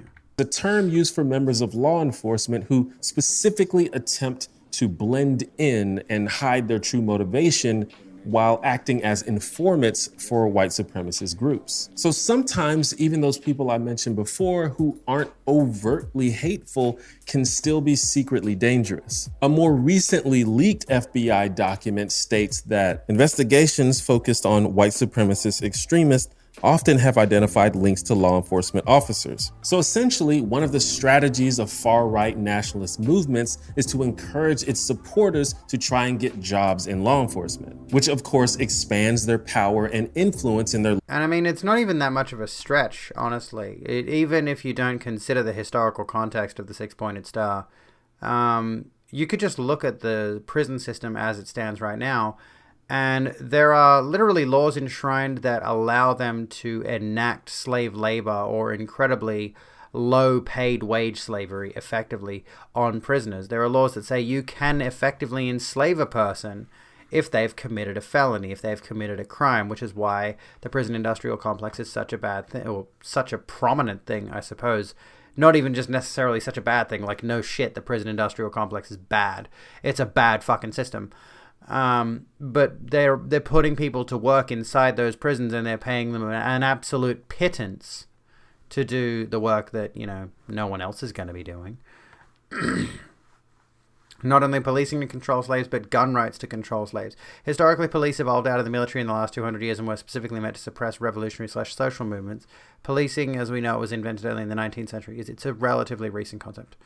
Yeah. They defended rich people's property like they do nowadays. Yeah, but we are persuaded, broadly speaking, to believe that the police are there to catch the bad guys. But who are the bad guys? How do you define them?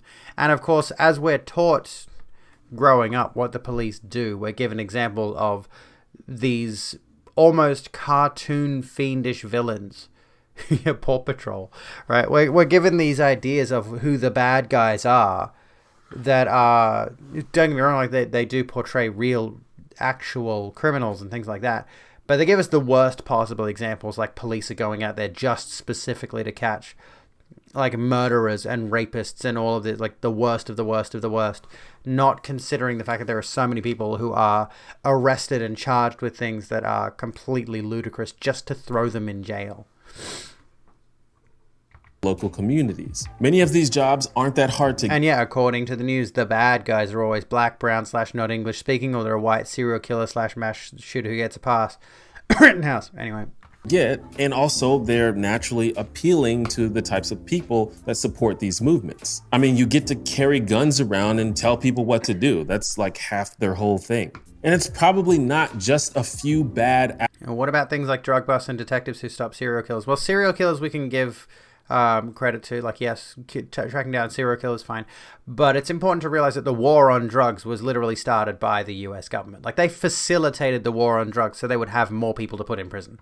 Apples that we can ignore. It's prevalent enough that the and that has just bled over to the rest of Western society and modern society in general. FBI has labeled it a concern. But don't get me wrong, the FBI itself isn't off the hook either. The organization is well known for its historical antagonism towards and surveillance and sabotage of civil rights activists. Yeah, the war on drugs. Drugs won the war on drugs.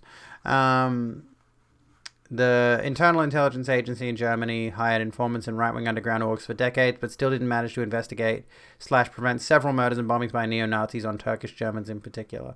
In the USA, the prison labor contracts for individual inmates could be bought and sold right up until the end of World War II. That was just slavery with an additional step. Yeah, it always has been. Perhaps most famously with this COINTELPRO program under FBI Director J. Edgar Hoover. But this is a practice which apparently... well, go follow Solis on YouTube. Link your YouTube channel, Solis, honestly. Continues to this day. After the killing of Michael Brown, the FBI began to investigate an alleged new violent threat, which they designated Black Identity Extremists. And they used this as a Yeah, do you have the quote by Ehrlichman? By any chance, Solis? That's a particular favorite of mine. We've talked about that before. Let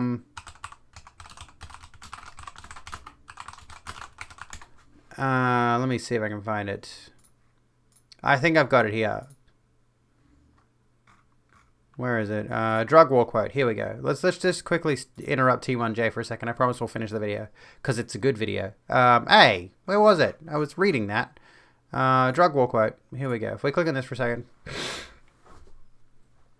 In 2016, a quote from Ehrlichman was the lead for an anti-drug war article in Harper's Magazine by journalist Dan Baum. You want to know what this was really about, he asked with the bluntness of a man who, after public disgrace and a stretch in federal prison, had little left to protect. The Nixon campaign in 1968 and the Nixon White House after that had two enemies, the anti-war left and black people. You understand what I'm saying? We knew we couldn't make it illegal to be either against the war or black, but by getting the public to associate hippies with marijuana and blacks with heroin, and then criminalizing both heavily, we could disrupt those communities. We could arrest their leaders, raid their homes, break up their meetings, and vilify them night after night on the evening news. Did we know we were lying about the drugs? Of course we did. So, yeah, the war on drugs is really the war on poor people. To sum it up, yes. Wikipedia, I thought you said Wikipedia proves it, and I'm like, well... Justification for spying on and arresting black activists, and in at least one case, arguably carrying out an entrapment on two young black protesters. These investigations were considered by some legislators and civil rights leaders as irresponsible both sides mentality, or an attempt to deflect legitimate criticism of police brutality by inventing a non-existent threat. It's one thing to see exaggerated claims of activist violence from citizens or right-wing pundits, but it's especially concerning when it's coming from a major federal law enforcement agency. But even though the FBI has itself contributed to white supremacy throughout the years, it still considers these ideologies a major threat, which has infiltrated the police force and other law enforcement agencies. See, this is the thing about drug addiction. I'll just say this really quickly. It's not someone being addicted to drugs that gets them thrown in jail. It's possession of drugs. This is the clever way, I hate to use that word with regards to this, but the clever way the justice system works to throw people who are addicted to drugs in jail is to say they were possessing drugs, clearly with intent to distribute. Okay, so this person's got however much heroin or meth or anything, or purchasing drugs. Yeah, exactly. Like, there are numerous things. You can't really put someone who's addicted to drugs in jail for being addicted to drugs. You can't put someone in prison because they've got a medical concern. You can't throw someone in jail for having cancer. You can't throw someone in jail for being addicted to drugs, because you're right, that is a health issue. However, it's the possession, or it's the purchasing, or it's the intent to distribute, or any of these kinds of things that become the criminal concern. And then, yeah, of course, as we've mentioned already, yeah, it's because the drug war is targeted at poor people. Not just is, it's a continuing thing. And yeah, that's how they get so many people who are just effectively just addicts in prison, part of the prison slavery complex. Unfortunately, the FBI has also largely chosen to remain stagnant on this issue, and the investigations they do undertake rarely lead to any charges or dismissals. The common response from law enforcement officials is that you can't punish someone for simply being a white supremacist. It's a First Amendment issue. But it seems a bit inconsistent to at once acknowledge that white supremacy is a growing violent threat to this country, while at the same time just shrugging your shoulders as you watch this movement and that's a fucking good thing, Doom. Invade our police departments. Funnily enough, the FBI is itself aware of this discrepancy and even addressed it in that 2006 report, saying, although the First Amendment's freedom of association provision protects an individual's right to join white supremacist groups for the purpose of lawful activity, the government can limit the employment opportunities of group members who hold sensitive public sector jobs, including jobs within law enforcement. I'm going to have to look up the AIDS. I mean, I know the basic gist of the AIDS epidemic, but I'm going to need to research that more so I'm more well informed on that topic, honestly. I know the gist. I know the basics of it. Their memberships would interfere with their duties. And then again, it goes on to list some examples, which are, of course, fucking redacted. Another problem is that it's sometimes difficult to positively identify racists and white supremacists. Many police officers throughout the country, making the whites of his eyes more super visible, openly identify with far-right groups like the Proud Boys, the Oath Keepers, or the Three Percenters. And while all of these groups are brazen about their violent tendencies, none of them openly identify as a white supremacist movement. But anyone who does more than 12 seconds of research on any of these groups will find no small amount of unabashed racism coming from its members and supporters. But they do afford themselves deniability as well as legal protection. One officer in Portland was suspended without pay for erecting a Nazi shrine in a public park. But this punishment was later overturned as part of a settlement after that officer sued the city for slander after one of his superiors referred to him as a Nazi. I wonder what could have possessed them to call him that. But that's the type of thing that I mean. If you don't self-identify as a white supremacist, which most people don't, it's really hard to punish you for being one without violating First Amendment laws. Now, I can't pretend that I have all the answers to this problem, but some things seem pretty obvious, like coming to terms with the fact that anyone who is sympathetic to or directly involved with extremist or racist movements probably has no place in law enforcement. I do have a link to this video, and I'm going to urge you all to go rewatch it without my commentary interspersed in there, because T1J is a fucking good dude. I'll say that right now. No, before the AIDS epidemic was even associated with gay people, there was word of a thing called the junkie flu going around killing addicts. But because addicts can't go to hospitals, no doctors were able to observe it like they were when it became more widespread.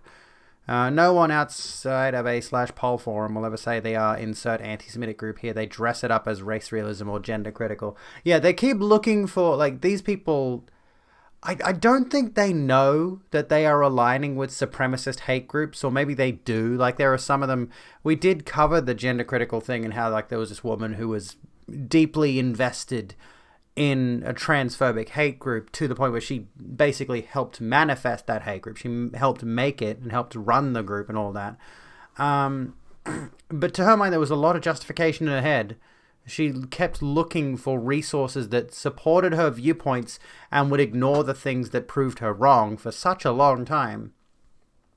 And I dare say that's basically the same thing that's going on with racial supremacist groups. They're looking for resources that back up their points and ignoring anything that proves them to the contrary. And to a point, they have to be some level of consciously aware that what they are is not acceptable. And as a result, they change the language. And like with gender criticals in particular, like, I'm mostly familiar with that specific subject. You know, the term TERF, I think, originated in their circles. They identified themselves as trans-exclusionary radical feminists. And then the term TERF got co-opted by everyone who was like, hey, you're a wanker. So they suddenly turned around and said, oh, you know what? TERF is a slur. We're actually gender critical. And how long is it going to be before gender critical gets co-opted again and they move on to some other term to make it sound like they actually have some reasonable perspective on trans people? So, which they don't, of course. It's just the language that they use. Sweet dangly pentagram. I like this one. I hate the fact that all my really cute chokers are fucking heavy. Like, honestly. It's laughable doublespeak. It is. And the most hilarious thing is a lot of the viewpoints from gender critical people, and we can do a much deeper talk on this tomorrow if you want. I haven't planned tomorrow's stream. I don't know what we're doing yet. We might do the Doe/Riley Grace Rochon debate tomorrow. We might watch that. So content warning, Vorsh. No, I'm kidding.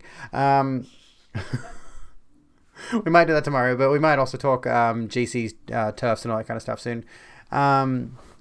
Seen some now claiming GC as a slur already. That's fucking hilarious, honestly. But yeah, I really hate the fact that my chokers are so heavy because they're so super cute.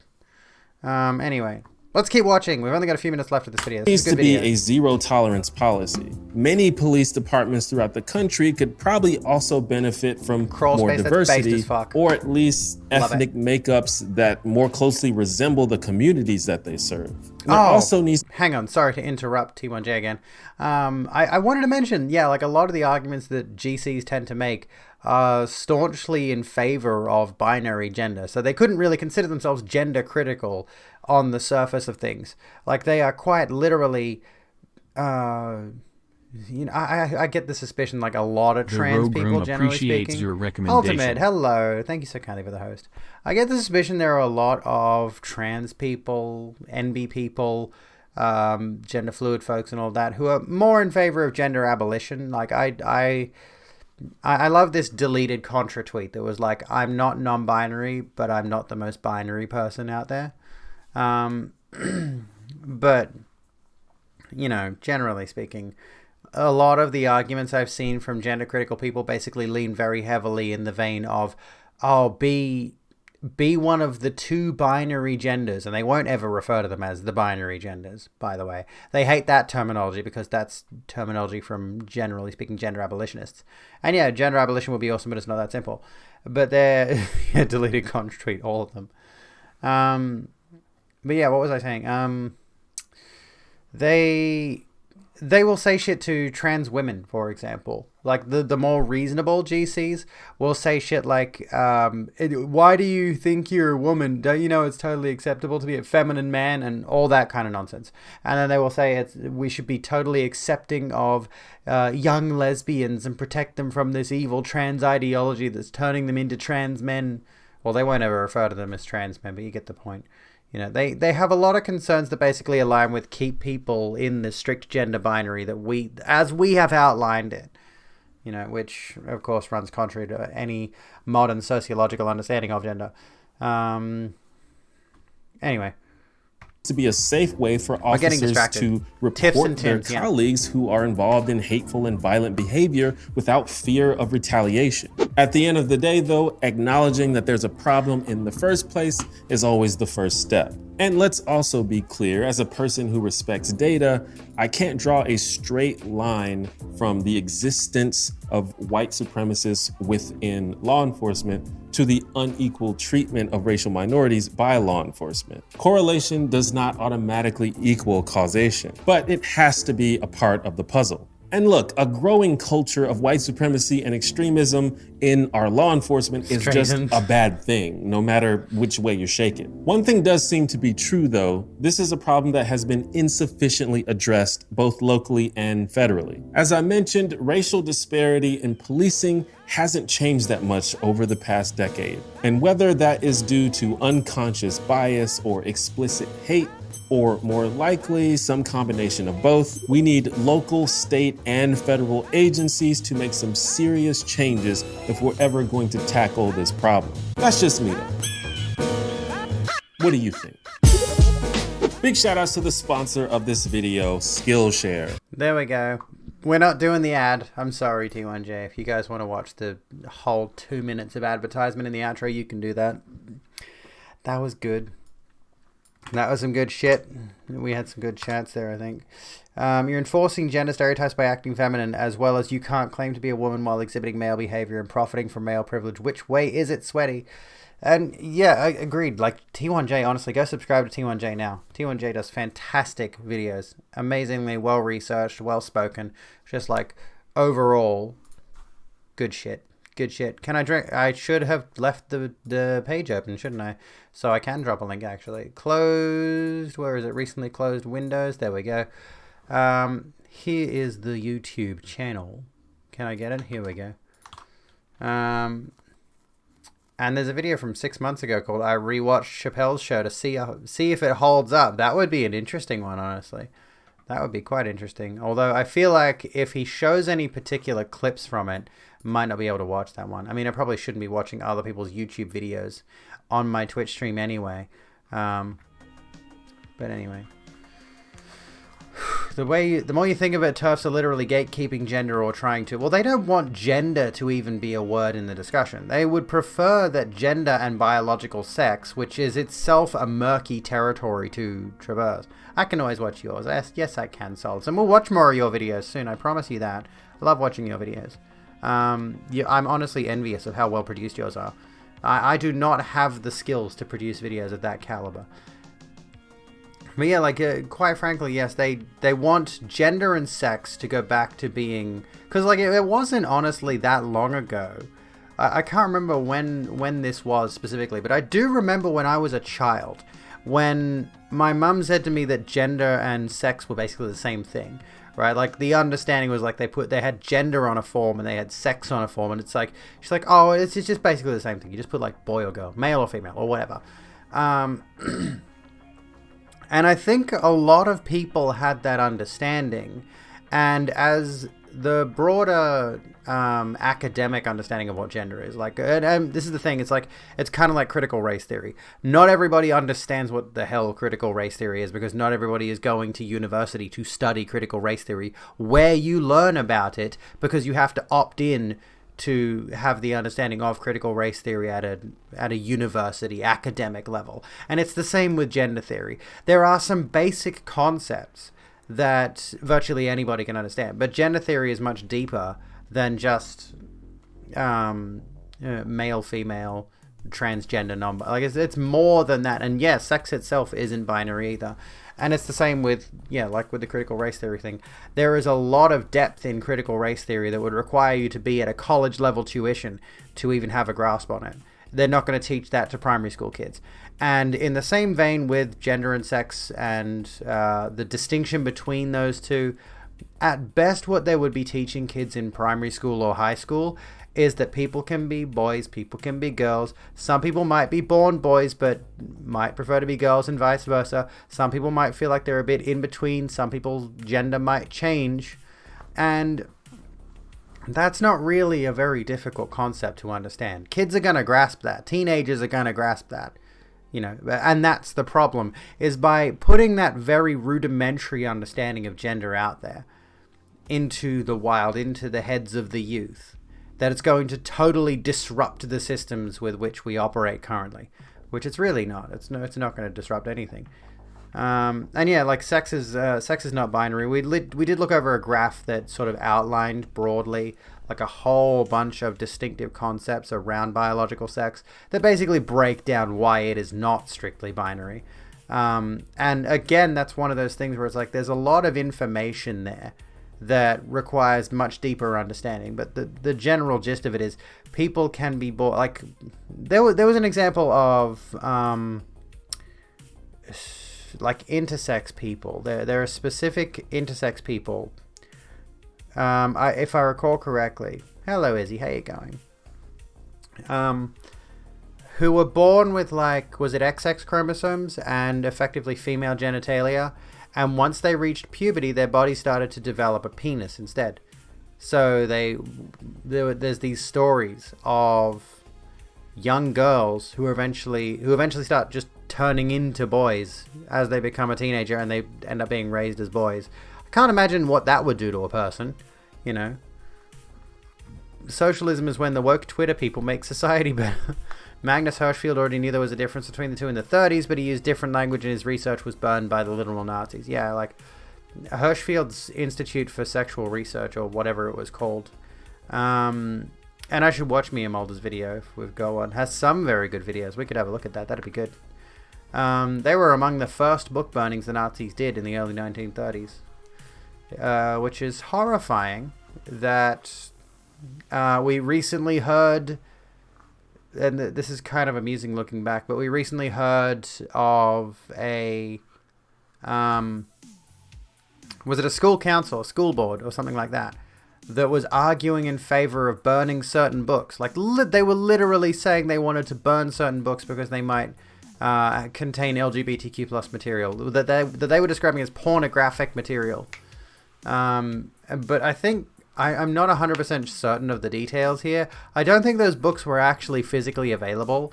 I think a detail that was mentioned in the article we read and the video we watched was that the woman who found it, a parent of one of the children attending that school, found it on their child's digital library app. So I'm pretty sure it was an ebook, which, I mean, if you want to try to burn an ebook, it's a different type of process that means something else entirely. It's piracy, not destroying the information, but that's neither here nor there, honestly. Hi, Grimpy, how's it going? Some people just love the smell of burned books, apparently. Come from a state with no rights or protection, even in medical, mostly because rights and acknowledging might, like, radicalize kids or some shit. The arguments generally made my eyes glaze over.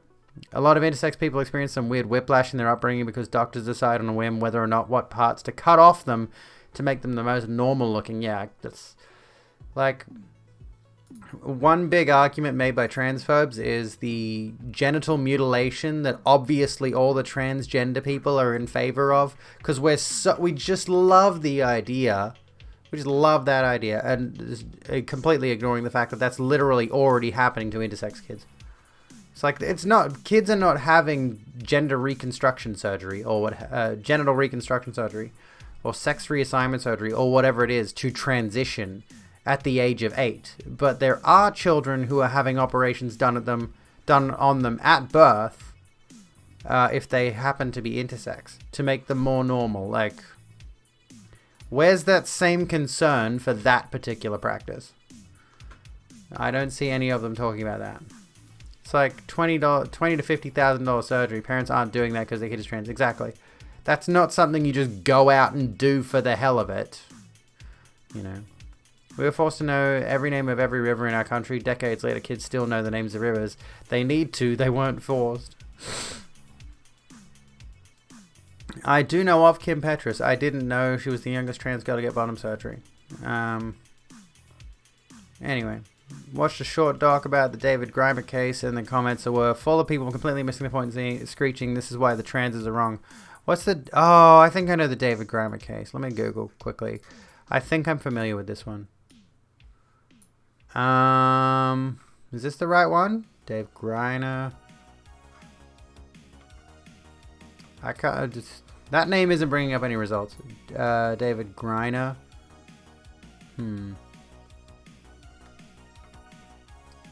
Kids might be choosing to wear gender affirmative clothing. That's about it, pretty much. And, like, biologically speaking, there's not a significant amount of difference between kids until they reach puberty anyway. So, you know, that's when all the serious hormonal effects start to take hold. David Raymer, that's it. That's the name. That's the name. David Raymer.